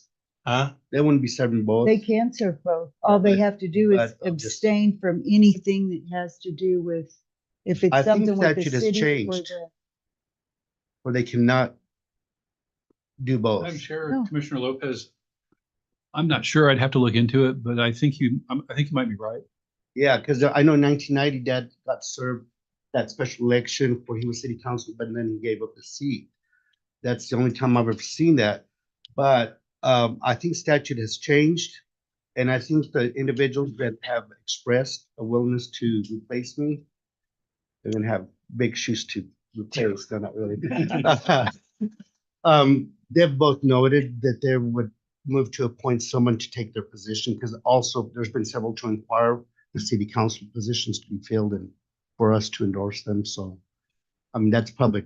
I mean, it's nothing private. Well, that's their intent. I didn't know if we had something to block it from happening. Well, I would second the motion that Tina made. I think he's new. I've heard very good things about Mr. Councilman Merrick, and I'd be willing to make a second for that appointment. And I know Veronica, Councilwoman Cordova, is still sitting on that committee, right? Okay, She is. so I would be willing to make that second. Does anybody have any other nominations? I think that Councilwoman Cordova has a considerable amount of history and experience. She could be left on. Oh, yeah, she'll be, that's what we'll leave her just to replace Chad, I guess is the only one we need to do. Anybody have somebody else they'd like? Really? You don't have an opinion on something? You would I like, think that y'all have kind of been the ones having to do the negotiate. I think you're probably. I thought about, what's his name, Mike Rackler? I'd like to nominate him. Eldon's into everything, and I think Mike Rackler nominate him. Okay. I've had some experience with Mike Pratt. Good. I'd be, Ate breakfast with him here a while back. have you got, It was nice. so we have some, it's kind of consensus related, brought on there, we just need to select one more. Just one more. And you're nominated Mr. Merrick, he's, that was mine. Yep. So, I guess we will go with, we'll start with the first one that was nominated, which is Mr. Eldon Merrick. Dennis, how do you vote? Yes. No, I'm voting for mine. Yes. No. No. Okay. So then that leaves Mike. Yes. Well, the question doesn't have to stand for me, right? We come in Yes. against three. Yes.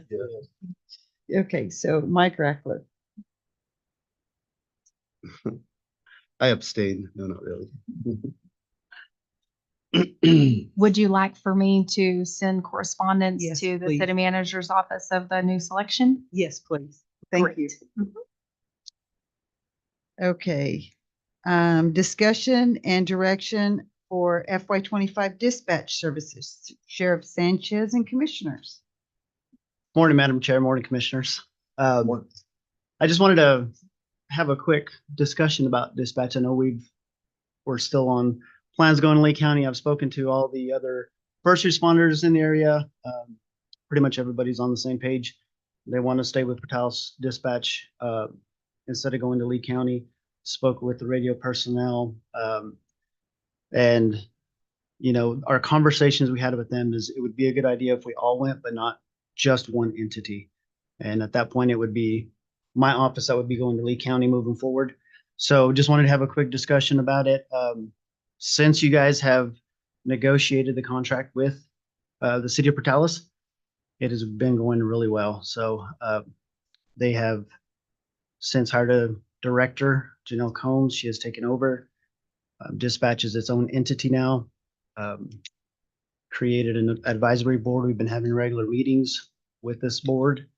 And everything's been going pretty good. So just wanted to have a quick discussion, thoughts, ideas on moving forward. The only addition to the contract, I guess, for future negotiations would be maybe have some security with a longer contract than just a year with the city of Portales, just kind of secure, make sure that we have the coverage that we've been getting this past year. And I'll stand for any questions. Are they having trouble keeping personnel in dispatch? So whenever she took over, there was quite a bit of turnover in dispatch. And I think it was something that needed to happen. She's been doing a really good job of hiring people and keeping people. As far as I know that their personnel has been getting better as far as retention. But that would be a better question for her. I can follow up with her and see kind of what their retention has been, but the service has been very good compared to what it was. It's been the best in my 20 years in law enforcement here in Roosevelt County. So. Well, I know I just seen where I thought I read where they have 2 openings for dispatch right now as it stands. Yeah, and there for a I was while they just had wondering. several. I was just wondering. Yeah. How the turnover, you know, if a lot of turnover and a lot of new training been here going, you know. Yeah, I know some of them had You know, got, that could be a big concern. yeah, I know some of them had gone to the academy. They've since graduated the academy. And it just seems to be doing really well. I know this whole can of worms got opened up when we were threatened of, hey, you know, we're not going to answer the radio come midnight of whatever date it was. And that's where we were afraid of, we're not gonna get any more communications, but since y'all have negotiated the contract, I think that's on the wayside and everything's been going really well, so. Well, I think it's been going better, and I think it owes a lot to Janelle. I think she's doing a great job. However, at the same time, I believe that we already had voted and approved to move it, and we were already under the understanding that we were moving forward from that. And it's been a couple of years now, and we're still sitting in the same place when it was already voted on by the commission unanimously to go ahead and move on to Lee County, and we've done nothing to do that from this point. And I understand that it's getting better. I still believe that there is a lot more that can be offered from Lee County, moving to Lee County. I would like for the whole group to move to Lee County, but if we end up with, what's it called? Regional dispatch, we're going to have to do something anyway.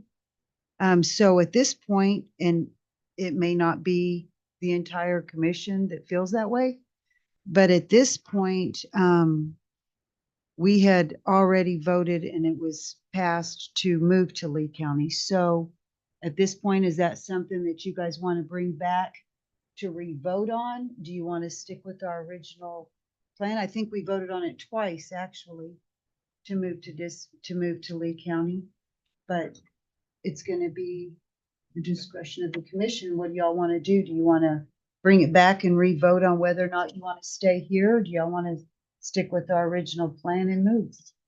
Well, here's my take on this, Madam Chair, members of the board. I'm really into facts and I'm really into expert testimonials.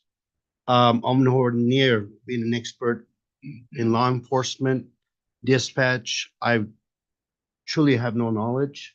So by his report today, I'm willing to strike that first motion or two motions that we did, revisit it and reconsider and put it up for vote. That is where I stand. Commissioner Savage?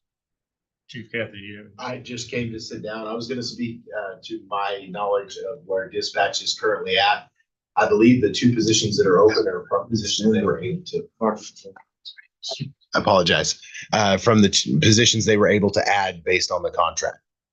Yes, they've had some turnover, but as you stated, Janelle's doing an excellent job.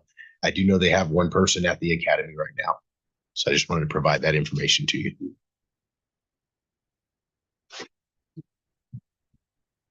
And I don't know if maybe, a couple of the chiefs would want to speak on that and see kind of their thoughts. I know we had discussion yesterday with Nolan Sand and he had some concerns. So I don't know if he even wants to speak on it, but I don't mean to put you on the spot, but if the commission would like to hear from him.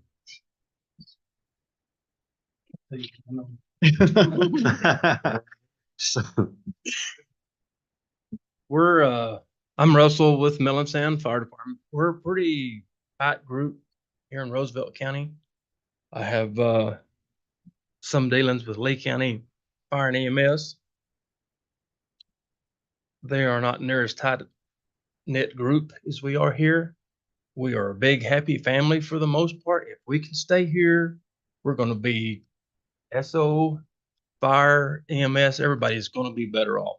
The bigger group you go to that needs to be dispatched, the more you can fall between the cracks. We've got 6 volunteer fire departments. Portales Fire Department, SO, that's not that big a number. You get to Lee County and you have 7 or 8 fire departments, volunteers, 2 big city departments, PD, SO. It's not going to be a good thing. If we can negotiate with our dispatch office and keep it here, I think we're better off. That's my 2 cents worth. Thank you. I appreciate that.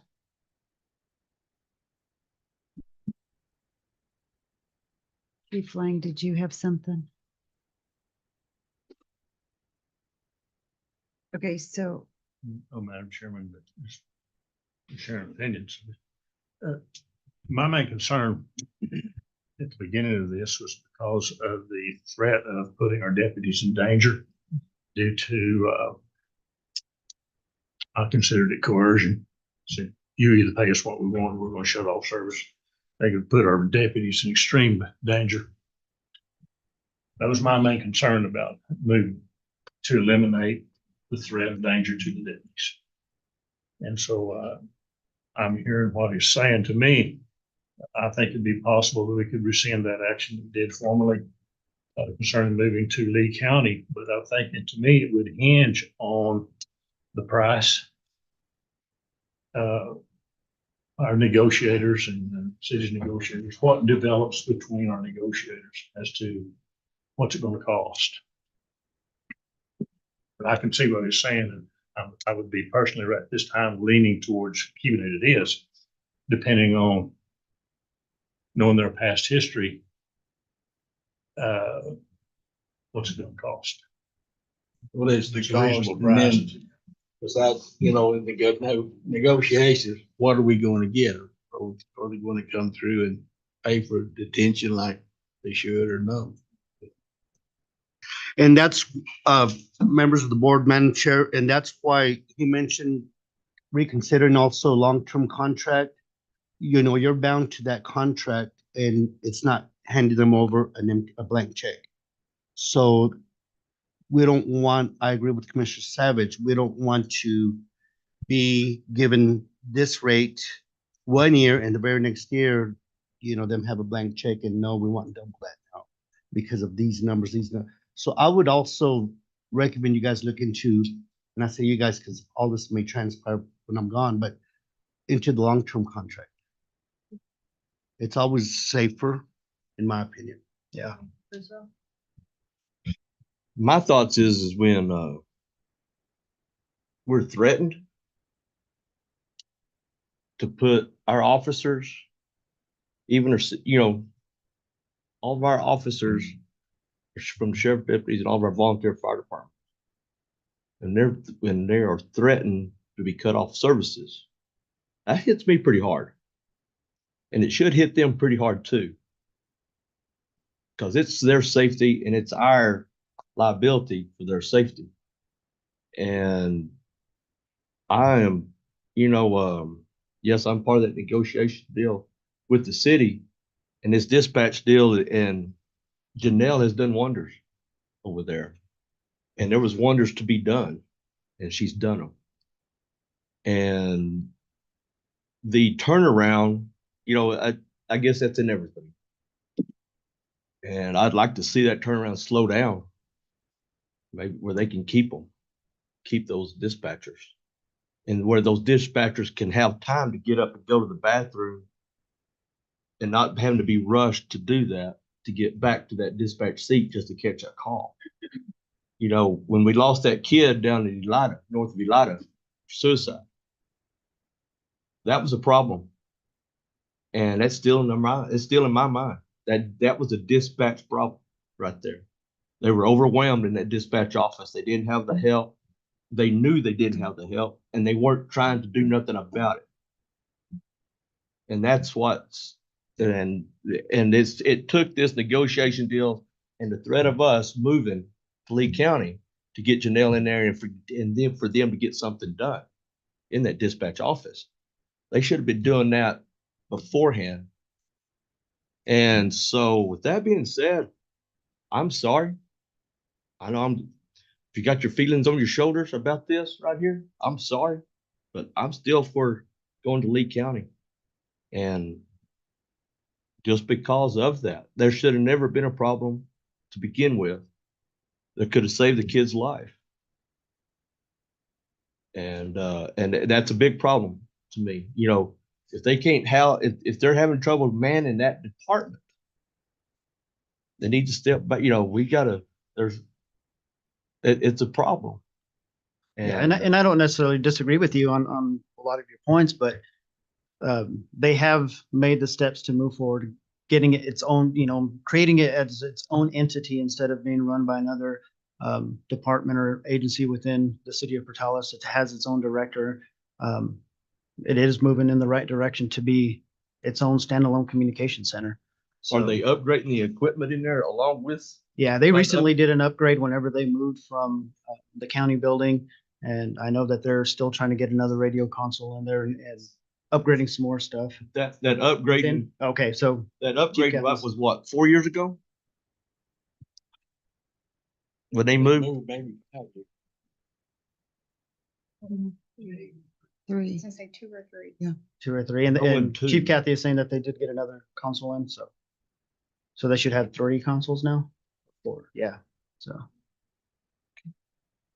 But, you know, that's just another question. I know. And they're fixing to be hit with another $9,000 charge that we're fixing to talk about here in a little bit. Are they going to be expecting the county to pay that for the dispatch deal? Or is the county or is the city going to pay that for the dispatch? I'm not sure what charge you're referring to. And so, you know, I know we're fixing to talk about that here in a minute. And, you know, right there is just, that's another negotiation deal we're glad to talk. So, anyway, you know my opinion. Okay, so I appreciate everybody's input, and I told you guys my opinion, and I went and I watched dispatch. It was before Janelle came in. I went and sat through dispatch here. I went and sat through dispatch in Lee County. I watched the way they both worked. I've talked to the dispatchers since that have been here that, you know, are happy there. They seem to be working well together. I know that we get our dispatch calls in Elida and they're doing a lot better. I agree with you on that. I do appreciate your input on how you feel about Lee County because I've never had to deal with Lee County dispatch. And so the fact that you deal with them and that's not something you're comfortable with, that also gives me concern for that because I think that is important because when I say that I want to move there, well, if you're having difficulty with them, then I wonder what everybody else is going to have and what the problems are there. So this is something that I would like to see us go ahead because I'm pretty sure that we might mostly agree, but I would like to see Janelle maybe come in and talk to us about what she's done differently in dispatch. And when we do negotiations or whatever with them, I would like to see what, you know, what's changed and see what's different. And I think that if any of us on this commission question any of it, then I think that we ought to go spend a day sitting down and dispatch. Sit down there and watch them and see how they work and see how they do it, or sit at the fire department or whatever when they get their calls in and just see how things flow and see how it's really working out and listen to our sheriff and things to see what you guys think. And if you guys are feeling better about it, I'm not the one as a commissioner that's going to get those dispatch calls. I'm going to get the liability, but I'm not the one. I mean, I will on the volunteer fire department, but I'm not going to get those every day, day in and day out. So I appreciate the input and I would like us to just go ahead and maybe have her come and maybe do another review on it and see where we're at. And I'll be happy to reach out to her and see if she can come up to the next commission meeting, I guess. Maybe March 5th. March 5th. I would also like to request that we get a consensus from everyone that partakes, the chiefs, EMTs, all of the above, sheriff's department that has to deal with this dispatch. That's where my vote's going to lie with these gentlemen, men and women that are out there providing this public safety for us. And I would like to get a consensus, and obviously Chief here from Milton, that was a strong points that you made. So I take that to heart also, because yes, we represent our constituents, but they're the ones protecting, keeping them alive. So What do you guys think about putting it on the agenda at the meeting in March? Because now we will have an evening meeting in March. And part of that reason was because people say because of work and whatever that they can't attend the morning meeting. So we've now started having a meeting, any meeting month that we have 2 meetings in the month. The second meeting in the month will be in the evening. What about having that on the agenda for the second meeting in March, where it's in the evening, where we can send out an invitation to all of the fire departments, volunteer fire departments, the public, get public input and the input from the volunteers or the sheriff's department or whoever that's taking these dispatch calls. That would be the 19th. What do y'all think of that? That's what I would like to. I would also like for it to be an action item, and then the appointed committee members, both commissioners, city council people, continue the negotiations, and possibly you guys can determine if y'all want to recommend a longer contract after the fiscal year is over or whatever. Yeah, because we're. But you guys take the lead and we'll just go with y'all's direction. I'm speaking for myself. I mean, I'm not speaking for the Board of Commission. Paul? That's fine with you? Sure. You want something to think? Okay. And just to kind of give you an idea of the numbers that they're handling for us for calls. So I asked Janelle to pull some numbers for us, and in 2022, we had 4,010 calls. And then in 2023, we had 5,220 calls. And so far this year, we're at 705, and that was probably right at the beginning of February. And those calls are not just calls coming in just saying, hey, we need a deputy. It's anything initiated by the deputies as well. Calls coming into our office that get transferred to dispatch. Somebody checking out at a house to arrest somebody on a warrant, checking out for court, stuff like that. So those are the numbers of calls that they're handling for us. And, after speaking with Russell, he's telling me that there's issues with them answering calls, delay times. Some of the other fire chiefs were expressing that Lee County has had issues with some of their fire and EMS where they're delaying calls 5 to 7 minutes, which is a huge issue if that's truly happening. So increasing them with another 5,000 calls a year on top of everything, it's concerning as well, so I don't know, there's just a lot of concerns when everything is going really well right now. So just wanted to throw that out there as well. So this is the first I've heard of delaying calls of 5 to 7 minutes. Yeah, I spoke with Chief Luscombe yesterday, and he was the one telling me that there were some issues with, I think it was Tatum and one of the other small agencies that were complaining about delays in call time for their fire and EMS stuff. So, and again, it's just what I've been told, what's been communicated to me. I don't know if it's true or not. Everybody, by the time it gets to one person, it could be something totally different. So.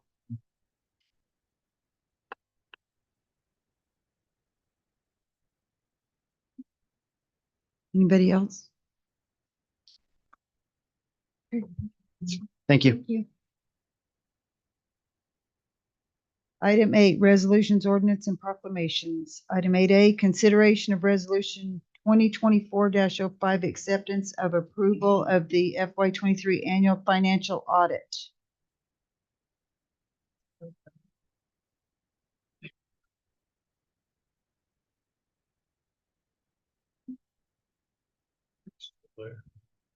Hey, Rufino, can you unmute? They're ready for you. Okay, good morning, everybody. Can everybody hear me? Yes. Yes. Okay, great. Well, thank you for having me here today. Wanted to go ahead and give you guys a condensed version of the exit conference that we gave for the county for the fiscal year 23 audits and the results. So I'm going to go ahead and put that up so you guys could see my my presentation. Let's see. Are you guys able to see that? No. Okay, let me see.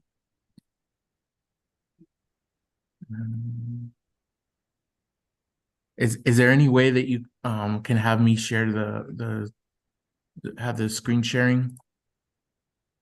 You want to talk me through that? I think at the bottom there's got to be okay. something that Yeah, says. hold on. I Sure. see it through ahead now. Okay. Multiple. Okay, see if that works. Okay. Yes.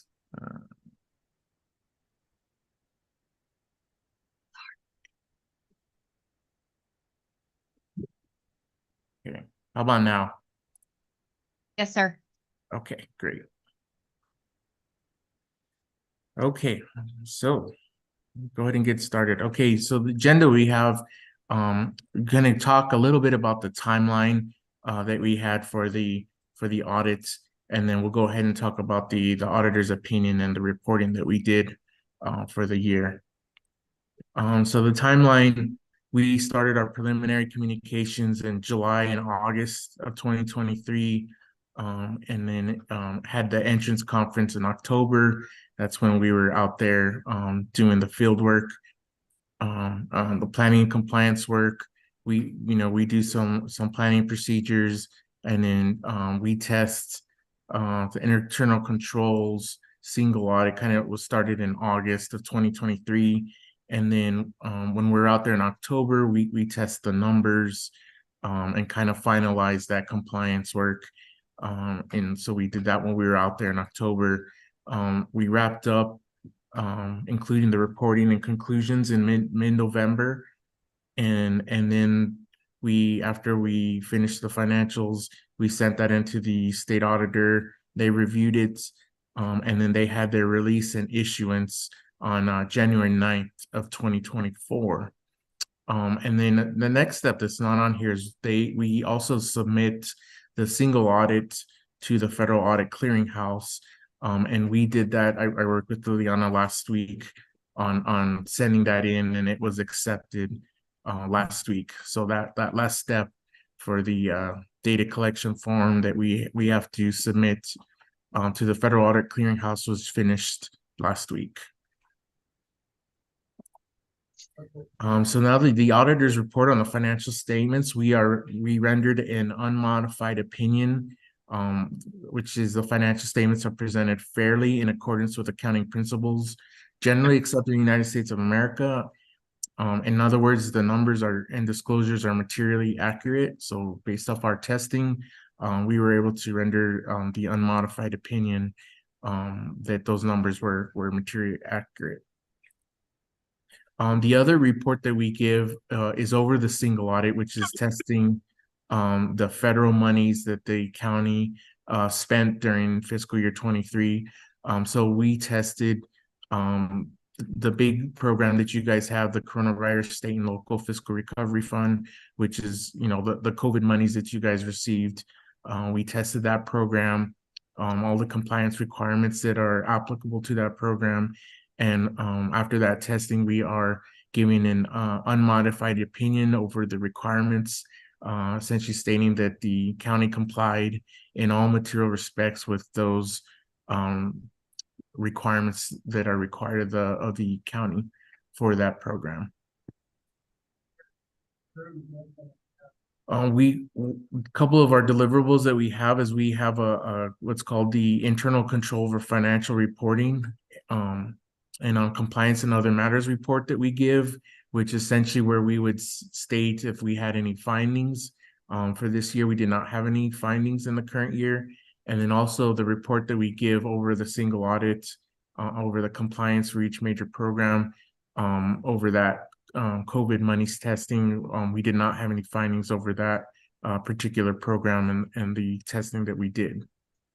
So, that's really good. The county was able to not have any findings for the testing that we did do. We do the audit on a sample-based approach. So, we select certain transactions. We look for the internal controls. So, in those transactions that we test, if we see that all the internal controls are in place and we can see evidence that they are working, then that's a reason why we don't have any findings. And in the single audit, we test to make sure that the county is complying with the requirements. We test a set of transactions. If nothing's found in those transactions that we test, then there's no findings reported. So good job on that. Some other discussion items that we just wanted to bring up on things in the audit that we kind of look at that are not considered findings, but just things that we'd like to bring up for discussion for you guys to talk about and kind of discuss going forward. We had correct or mitigate the vulnerabilities from the penetration testing that you guys received. You guys hired a firm to look at your IT infrastructure. You know, they looked over everything and they found some vulnerabilities. Nothing major. I didn't see anything major, but some things to consider looking into, possibly correcting here going forward. So, you know, at the least, if you guys just make sure and look over that report and see, you know, here's the vulnerabilities they found. What's the cost to correct this? You know, kind of talk about if the cost benefit to correct those items, if it's worth it for the county. You know, we just recommend that you guys have that discussion. Another recommendation we had was accounting for the clean water loan. And this really is more on the account structure in the county's accounts, making sure that, you know, that this loan has a part of is a loan, a part of it is grant monies. So just making sure that in your account structure, you guys separate those two, so it's easy to determine, you know, what was spent, what was received for both sides of those of that program. And then the last one we have, there was some negative accrued liability balances that we saw in looking at the audits. There were for some small dollar amounts that we adjusted in the audits, but just going forward to kind of take a look at that and see if there's negative accrued liability balances that you kind of, you know, see what those are, see what the reason why they're negative, and if they're just things from prior years to go ahead and zero those out going forward. Thank you again for the opportunity to serve Roosevelt County. Again, we are on a risk-based approach, so we adjust our audit plan to respond to any risks that may arise during this current year. Your team was fantastic to work with. We appreciate the hard work that Liliana and Amber and everybody in finance and in the treasurer's office that we work with. You know, they always do a great job of, you know, as soon as we send them items that we need for the audit, they do a great job of giving those to us, so that we can start planning before we go out there, so that when we go out there, we're ready to go right into the work and the testing. We're available year round as a resources to help your team. So if there's any questions, don't hesitate to call. We value our relationship and look forward to continue to build upon it. And any questions? I'm good. Paul? Yeah, I move we accept resolution 2024-505. I'll second. Got a motion and a second. Paul, how do you vote? Yes. Yes. Yes. Yes. Motion carries. Thank you very much. Thank you so much. Okay, we are going to take a 5-minute recess and we'll be right back.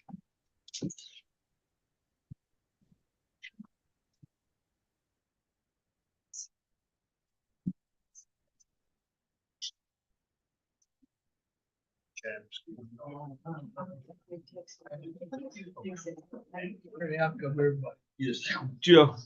No, I would too. Yes, too. Special small, I guess. Right. You're not there.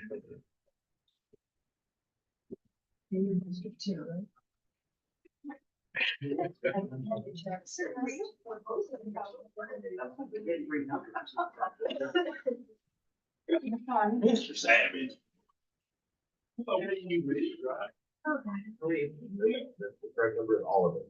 All of it? Yeah. I didn't get much. Oh, man. But it all milk. That's one place, like I say, 5, 6 days.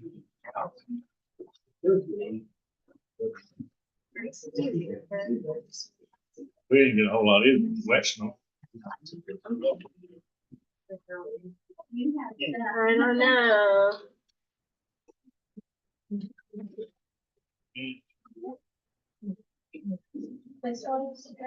Lauren? I know, but I want to stick her off. Yeah. Yeah. I'm confused. Thought you quit. Well, see, I was going. I was gonna Wouldn't be the and then first. my Won't be the last. well, my boss at my new job won't let me start till July because I have to take his class. So I was like, well, I'm just gonna stay where I'm at and I know what I'm doing then. So you'll leave in July? Yeah. I was confused. Must admit. Also, I said, movie.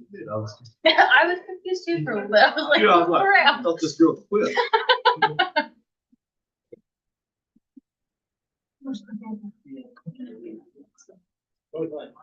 Oh, why did you never make it? What? Well, there's two. Why? I would say other than just yeah. %.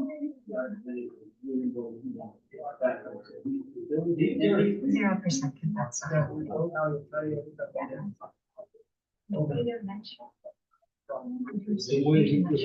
I literally was like, I was looking at you, I was all dead. No, buddy. I was like, there's where's your sweater? I know, like it's gonna be too hot for my I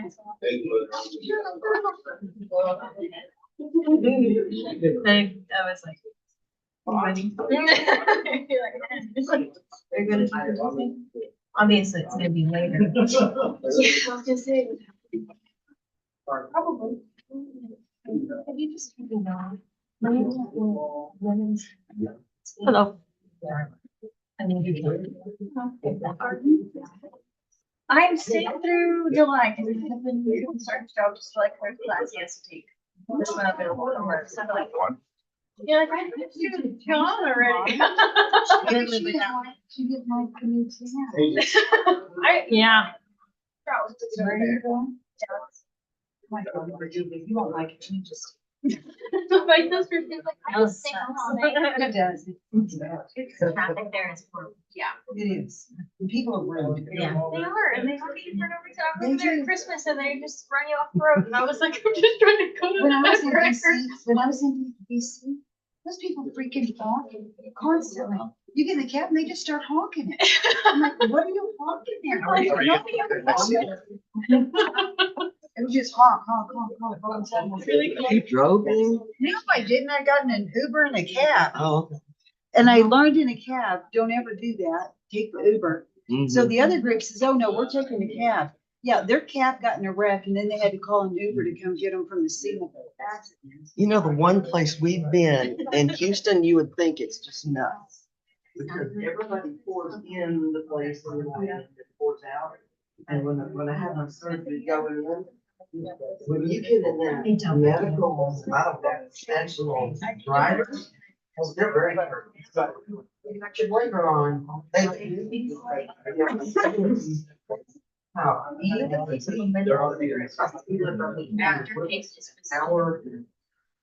Yeah, I do. He's got a accent.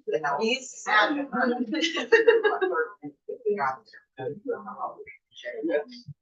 Come on, and I think we got it. Oh, wow. And that's what the GPS said. Yeah, you never make it what the GPS says. We're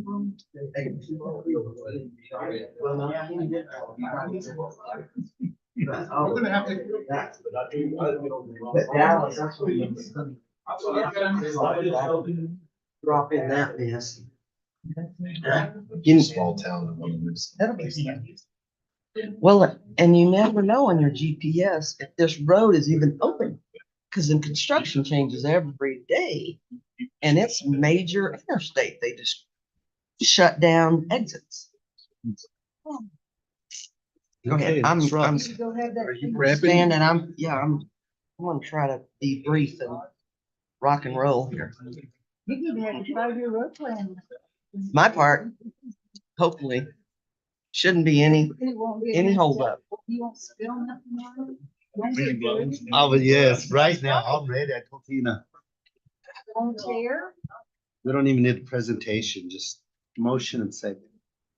Because it's the formality, we're gonna not partake partake in this.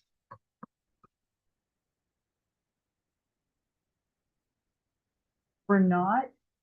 No, I said we're not gonna partake in it. I think you used said the- we're not. No, I did the double You knots. did the double negative, not. You got more leg room than somebody's. Mm. You, been that close. And we got the clerk. Oh. Clerk. Oh, there's Amber. There's, About time. Just joking. Pay for it sometimes. you ready? Okay, we're gonna call this meeting back to order. I guess we don't have to do that. but- Moving on to item 8B, consideration of resolution 2024-06, authorizing the county to submit an application to Department of Finance and Admin for local government division to participate in the local DWI grant and distribution program. Ms. Reed. Madam Chair and Commissioners, good morning. Been a long morning, but I want to be brief and I apologize. I've kind of gone back to the teenage years. I've got the Clear Correct stuff going, so got some teeth trying to go the wrong way when you're 60. Isn't that crazy? This is, it's the start of the FY25 season for me because we write for the grant each year. It's due March 7th and I'm in the process of it. I have most of the narrative written. We are still looking at budget. But, we'll get about the same money distribution as last year. I don't know what we're exactly going to have for grant. This year, we had about 125,000 for distribution in FY24. We asked for right at 100,000 in grant and we received all that. Plus we reverted about 18,000 on what they now call the special application in the fall. When you don't use all your distribution, which is hard for me and Liliana's helping me, I always thought I need to leave about a 10% amount left in distribution. I didn't ever want to go past my budget. With the city, there was no money. They said, you can't go past your budget. With the county, I'm not going to say we're going to go past budget, but if something happened where we did a little bit, we have a little cushion with you. Thank you. But I still want to, spend down as close as we can to distribution. We didn't last year, about 9%. I think we reverted. Then we could ask for more. The sheriff's department wanted a little more money for radar equipment for the new units. And I know sheriff's here, Sheriff Sanchez. So we had about 18,000 we reverted or got extra. So that's our current year. We'll look at a budget similar in 2025. There's some changes going, and Amber watched, I don't know if she watched any of the legislation that's really come close to affecting our program greatly. There were two bills, House Bill 179 and House Bill 213, that I watched almost every day on the committee. Both of them finally got killed about Friday before things closed the next Thursday. One bill would increase the liquor excise tax by 25 cents per drink. It was quite an interesting formula because it was going towards the merchants, not us as buyers. They did write the DWI money in. In reality, on the average, we get about $15 million per year liquor excise tax that, and 25 million goes to the general fund. 24 million goes to the DWI program. 1 million goes to drug court. That's on average. This House Bill 179 left us whole. They were wanting to start what's called the Alcohol Harms Alleviation Fund with the other 25 million. Take it from the governor and had some interesting ideas. Now, you guys know we're kind of lean a little Republican in our county, and our legislators in our area was not in favor of because of the increase in tax. That's an argument in there, and I understand it. And I think they actually did amend the bill before it got to that Friday to 12 cents per drink. Because anyway, some arguments in there on trying to charge those that drink the more expensive alcohol a higher tax than those that drink the less expensive alcohol. That was an argument from the west side of the state. Anyway, that bill did get voted on in committee and was voted down. The other one was House Bill 213. If that representative from Doñana County would have had her way, we would have been wiped off the map. She wanted the whole 50 million. Actually, she was going to give 25 million back to the governor, to the general fund, with some suggestions what to do with it, and then take the other 25 million completely, wipe out drug court, wipe out DWI program, because what's drug court and the DWI program? That's just billboards and radio ads. That's exactly what she told our director, our deputy, Julie Fernandez. She's has a different name now. So that one really hit us hard. And there was I totally missed the deadline for our quarterly report, and was told to by our state people. They told all of us to stop work on our quarterly report, and we rushed through what was a white paper. I'm not real familiar with some of the terms, but it's a page under 5 pages that can be given to legislators or people in the community that tell what this is about. So we rushed through all the counties to get our exact numbers of how many compliance people we work with. What do we do with those compliance people? How many are in treatment? How many are doing different counseling, all that kind of stuff?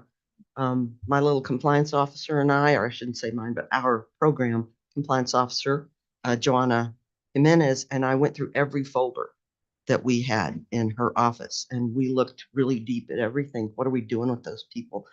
And our little county's tiny. I can't imagine how Bernalillo and Lee County did theirs, but in about 3 days' time, we threw together enough information that the New Mexico counties, they helped with the creation of the white paper. And then they distributed it, because you got to get it distributed by the right people as well. And so that in itself kind of helped this Representative Cadena from Doñana County rethink a little bit of her bill. She amended it somewhat, but when it come time to vote that Friday, they were side by side when they were in all these committees. They were being compared, I guess, because they were so similar. She asked for it to not be voted on because she knew it would be killed. So she just asked for it to permanently be tabled, and she would be back next year. So what does that really mean for FY25? We're actually, the Julie Fernandez is going to try to get the statute open. I don't know how you really do that. If you ask through the legislature next year, but we're going to totally revamp the DWI program. We're going to try to put in the right words. We were told compliance and prevention are old words. They're obsolete. The two representatives that were looking at our money said we need to move more towards health and wellness verbiage. Also, they like the word alternative sentencing. So a lot of our components are going to be reworded and revamped.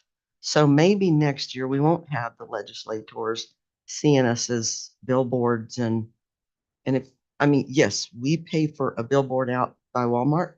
It's $200 a month, $2,400 a year. That's not very much money. We do spend about 8,000 or 9,000 on radio ads a year with the current radio station, and we get ads from 4 stations and we get to change those ads every month. They tailor make them for us.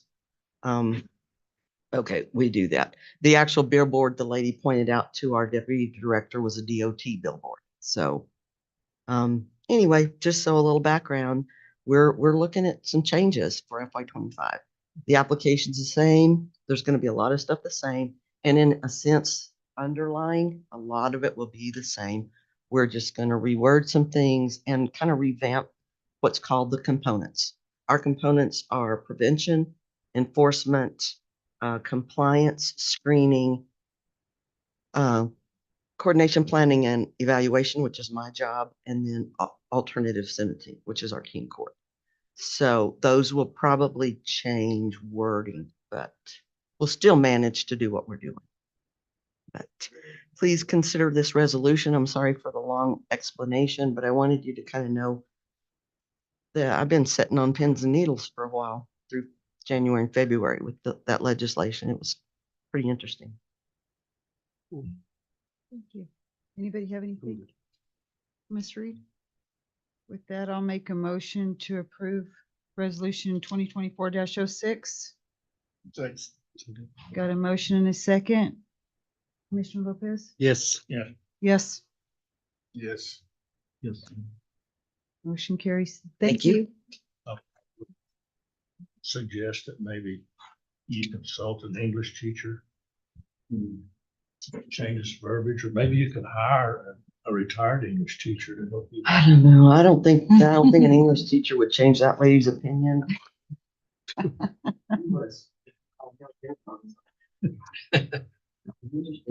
So we think she'll be back. She will. She's working on Okay, moving on. Item 8C, consideration of resolution 2024-07, supporting Luna County in their opposition to the designation of the Members Peak National Monument. Commissioner Dixon. Okay, well, that was in your packet, and I'm assuming everybody's read it and knows what it is. This was something that was presented to us at New Mexico County's asking us to support. I know several of the other counties, Javis, all them have done so. And I would just like y'all to consider supporting this resolution to support Luna County. Do y'all have any questions? I read it and I'm completely in support of it. Okay. And not only that, but I was curious how many other counties have been asked to contribute to also support it. And not only suggest that we sign this resolution, support it, but then we perhaps, if they haven't already, I'm sure they have, send a letter requesting other counties to consider that resolution. Yes, sir. They did that at New Mexico counties. It was presented to all 33 counties. So, and several of them had got on board prior to our meeting. And then after that, they were all taking them. And I know, all of our counties, adjoining counties here on this side have done so. So, they were doing it all over the place in there. So I didn't find anybody in there that wasn't willing to take it to their county to support their opposition. So I move for the adoption of HC. Second. Commissioner Lopez? Yes. Yes. Yes. Yeah. Motion carries. Moving on. 9.8, request for approval of memorandum of understanding with the Department of Finance and Admin Division, DWI program. 3. Yes, Madam Chair and Commissioners. This is just following the paperwork that's in our statutes and guidelines, the memorandum of understanding. You've been doing it for years. I think our program has existed since 1991. And for years, we went through the city. We come to ask you to let us write the application. And so it's just a piece of paper we need you to agree to. We approved 9A. Second. Got a motion and a second. Yes. Yes. Yes. Yeah. Yes. Motion carries. Thank you, Ms. Reed. Thank you. Okay, 9B, request for approval of statement of assurance with the local DWI grant and distribution program, Ms. Reed. Thank you, Madam Chair and Commissioners. This is just a statement that we all understand what we're doing, agreeing on. This is part of the statute. I'll move to approve 9B. Got a motion and a second, Mr. Lopez? Yes. Yes. Yes. Yes. Yes. Motion carries. Thank you. Item 9C, Ms. Reed. Yes, this is we did ask for some grant money, 8,000 last year in FY24.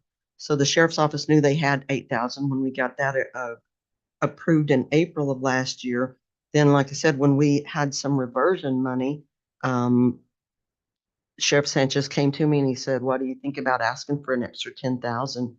That way, I don't know the whole numbers, but I thought at the time it was to replace or to either replace some of the radars or put new radar systems in 6 vehicles. I thought was at the time. And it would be in the sum of $18,000. And so this is an interdepartment agreement that they will spend the money before June 15th, 20th, somewhere in there is what the agreement says. You probably got a copy of it. So I would have questions. Second, Nancy. Got a motion and a second. Commissioner Lopez? Yes. Yes. Yes. Motion carries. Thank you very much. Reed, I think Appreciate you're your help. finished now. Agreement for additional financial support for economic services. Ms. Hamilton. Yes. Included in your packets, this is to follow up with the agreement that y'all voted to approve. This is for the additional financial support for the economic services that we discussed at the last meeting. Specifically the 6,000 for the procurement of software specific for economic development, and 12,000 to support the second phase of the facade grant and match what was raised at their annual fundraiser. And this agreement was in your packet. We're just asking for approval to move forward. Okay, with that, I'll move to approve item 9D as presented. Second. Got a motion and a second. Commissioner Greider? Yes. Yes. Yes. Yes. Yes. Motion carries. Thank you. 9E, request for approval of agreement for detention confinement at Roosevelt County Detention Center for Chaves County. Ms. Ramsey.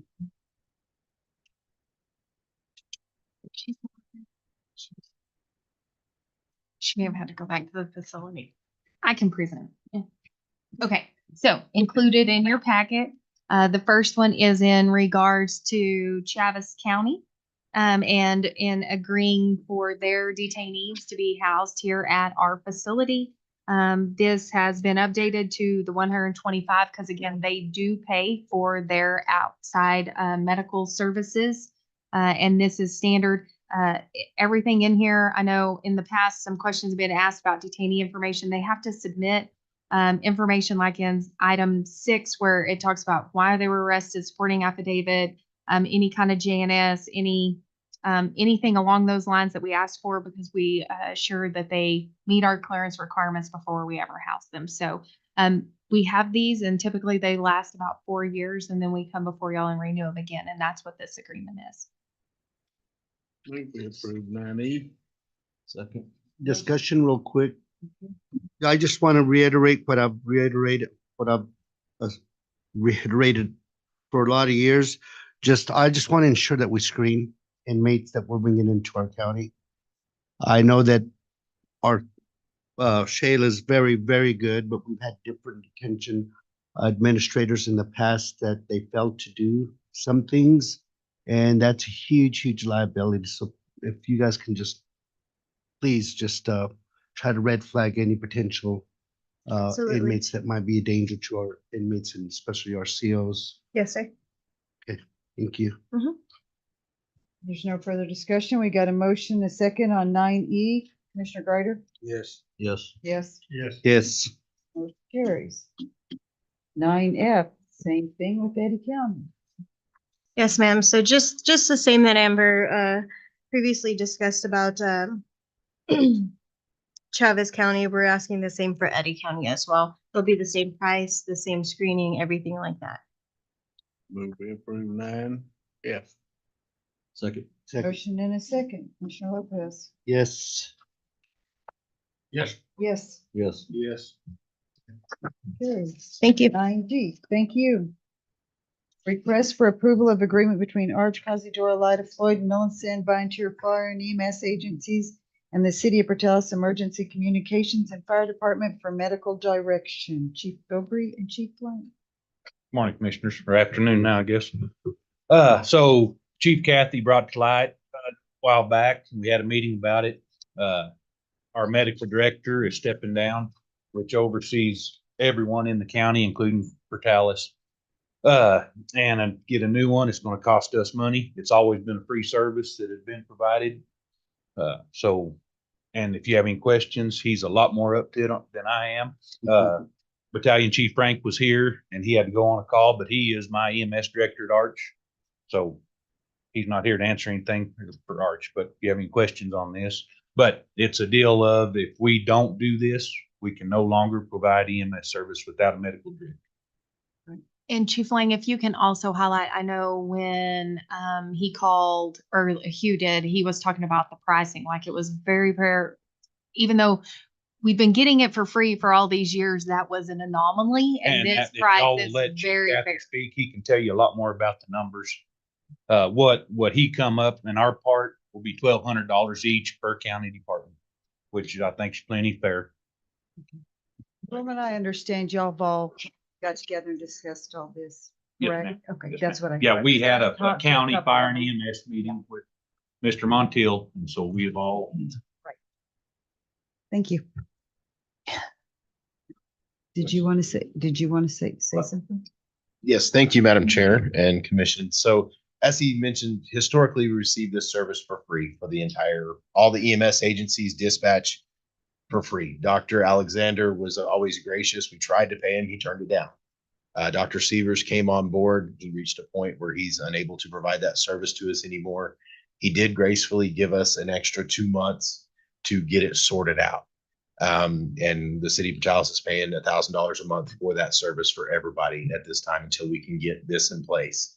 And as Amber mentioned, we've done on some pricing, and on average, it's about $4,000 a month for a medical director.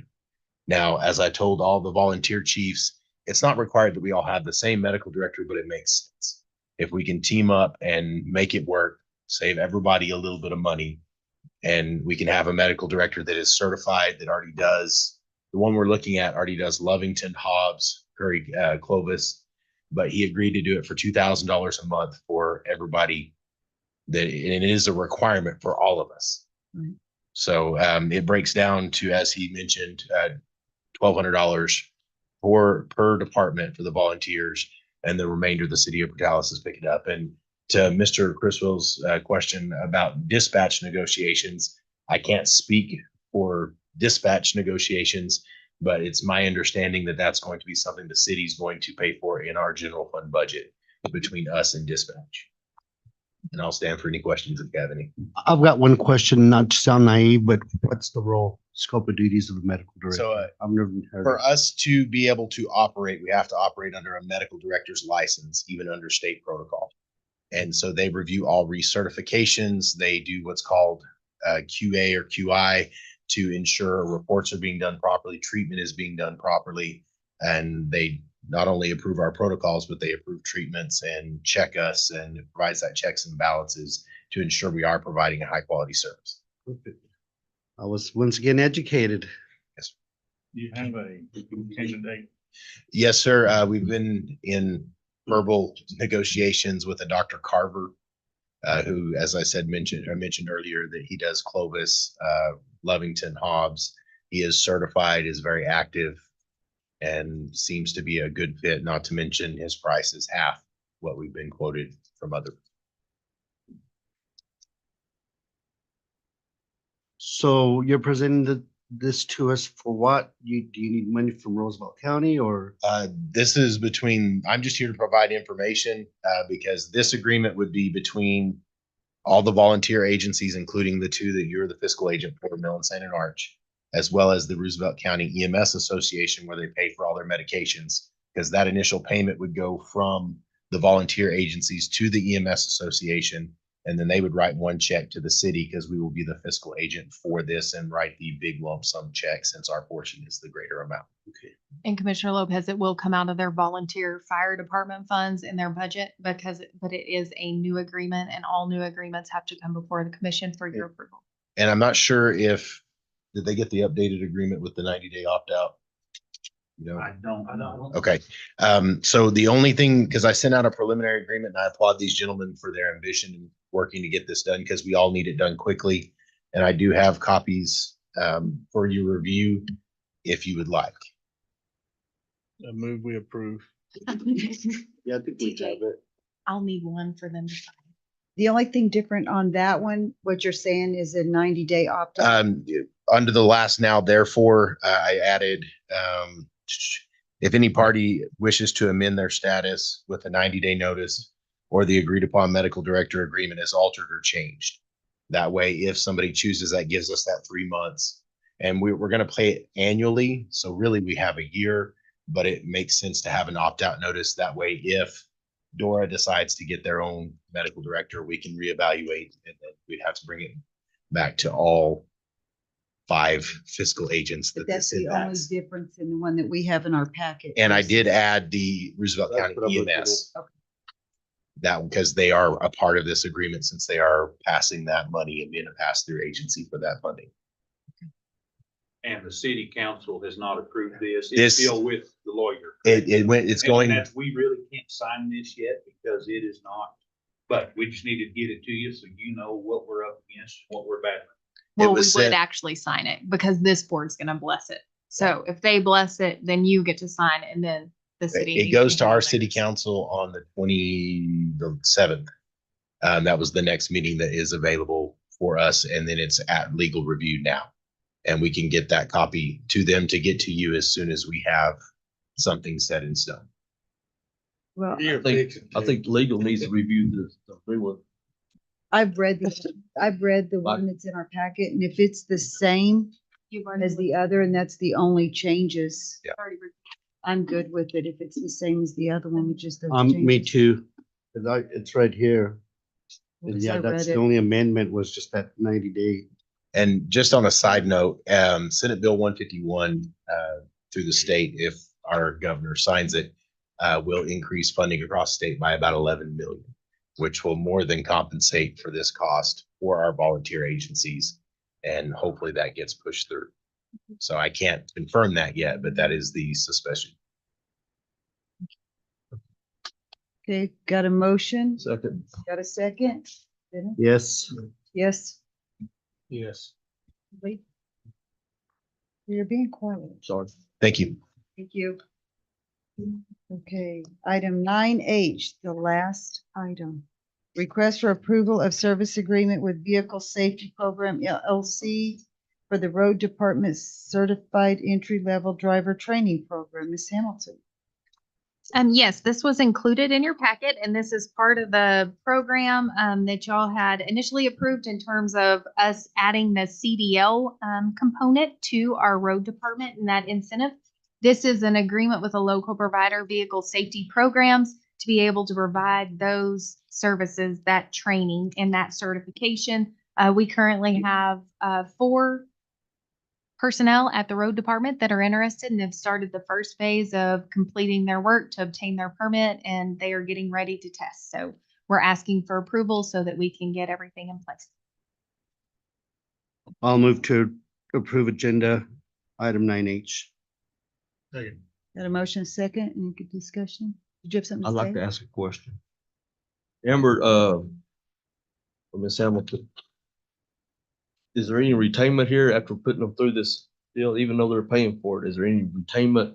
They have to stay with the county for so long? Yes, we had presented that at a prior meeting where we had talked about it's over the course of 3 years, and it's just like their new hire program where we phase it. So if they leave within the first year, they repay all of it, 100%. If they leave within the second year, it's at 66% or 33 the third year. And then after 3 years of service, continual with us after obtaining this, then they are off the hook financially for that. So yes, sir, they have to sign an employment agreement before we ever move forward with paying for their entrance. Okay, I have a motion and second. Didn't- Yes. Yes. Motion carries. Media communication. Did you have anything, Ms. Hamilton? Nope. I've Okay. answered everything. Chairman, before we adjourn. Just a question, I want to get y'all's opinion. We passed that resolution 8C. We did it pretty fast. And this resolution hits a nerve with me. The 30-30 land grab, to me, is a big deal.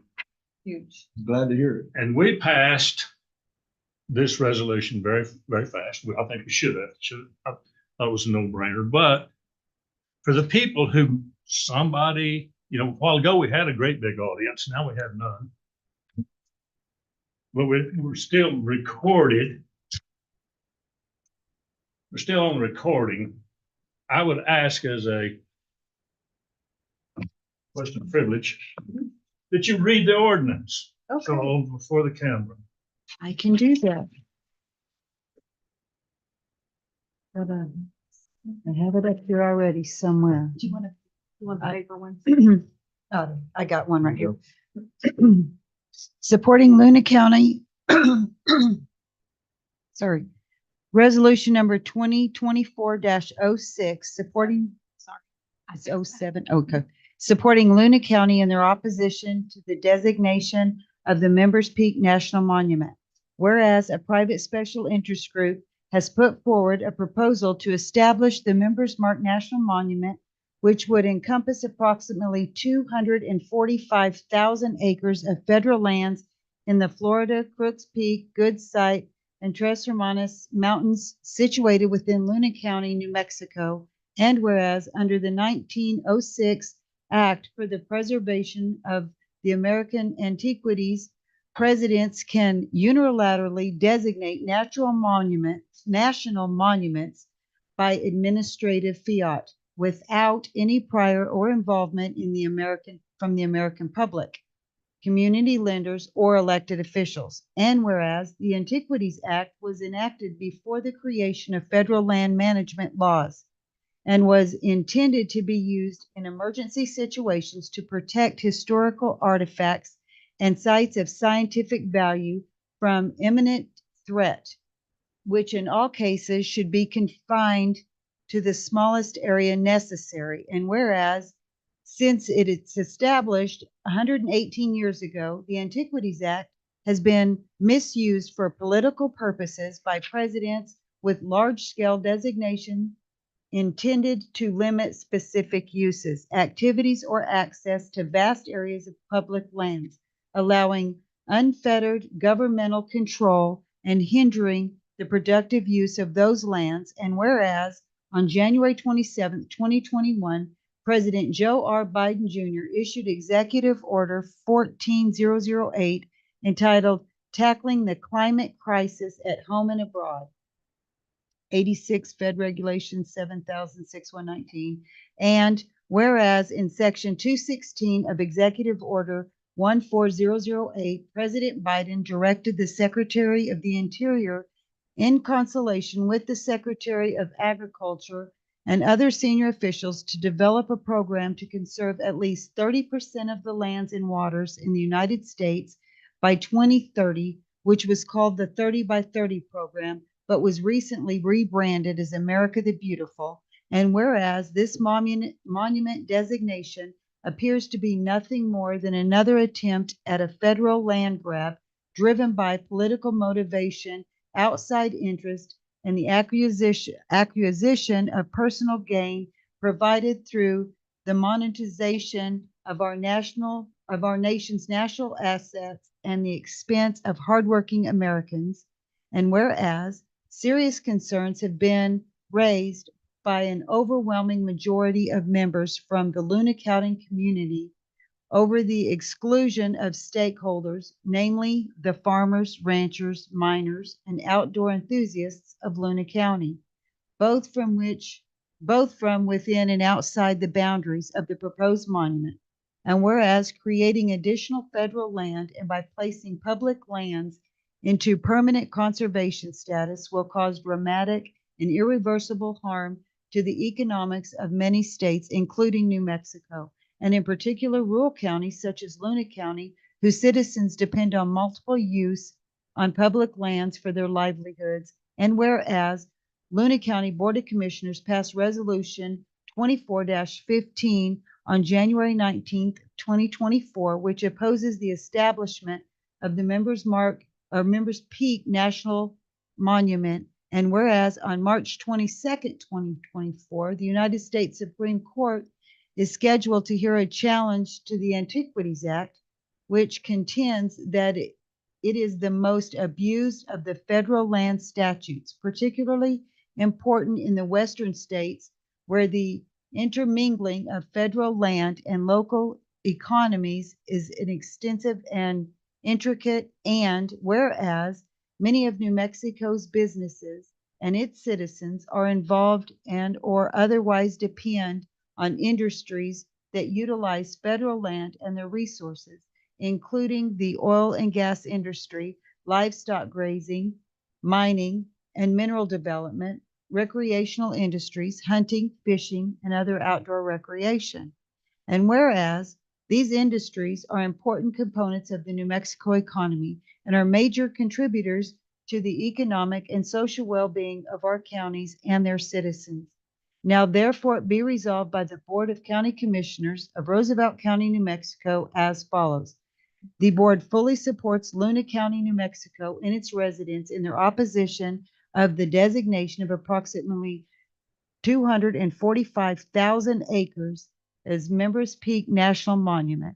Second, the board opposes the 30 by 30 America the Beautiful and Agenda 2030 programs, including the objective of permanently preserving 30% of the nation's land in their natural state by 2030, or any similar program that will set aside and prevent the productive use of millions of acres of our land.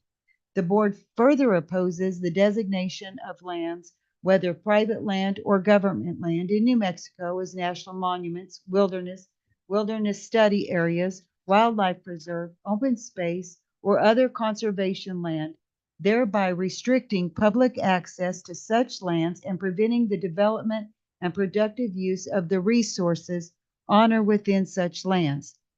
The board opposes any federal rulemaking by the Bureau of Land Management or any federal agency which promotes any non-tangible status goals on public lands as a valid multiple use for those lands. The board does not support any monetization of America's natural assets, i.e. natural processes or ecosystem services, or the practices of allowing outside investors and foreign interests to have any ownership in those things which belong wholly to the American people. The board supports the continued private ownership of land in New Mexico, recognizing the nation's need for domestic sources of minerals, energy, timber, food, and fiber. The board recognizes and supports the state of New Mexico's water rights system and other state laws and programs governing water rights and water use, and opposes any federal designation of waters and water courses within the state that would impair or restrict water diversion and uses authorized under New Mexico law.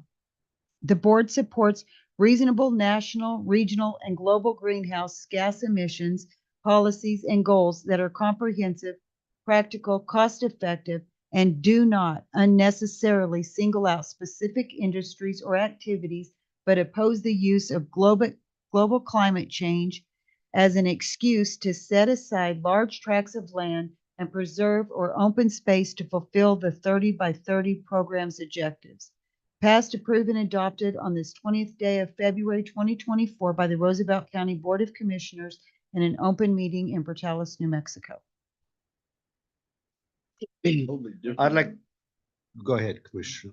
I would just like to state for record that it is public record, so if anybody wants to see it, they could just pick up a copy or seen it on the internet. Because I don't think we can be reading all resolutions. We'll be here for 2 or 3 days. And not that I'm opposing this, because I voted yes on it, but just saying for future reference. No disrespect, Commissioner.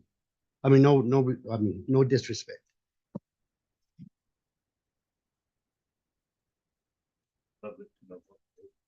I agree.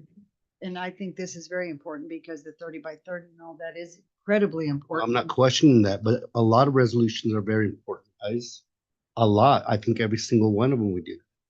Whether you vote for it or you don't, it's just, that's just my take. I still love y'all. That's just my take. Anybody have anything else?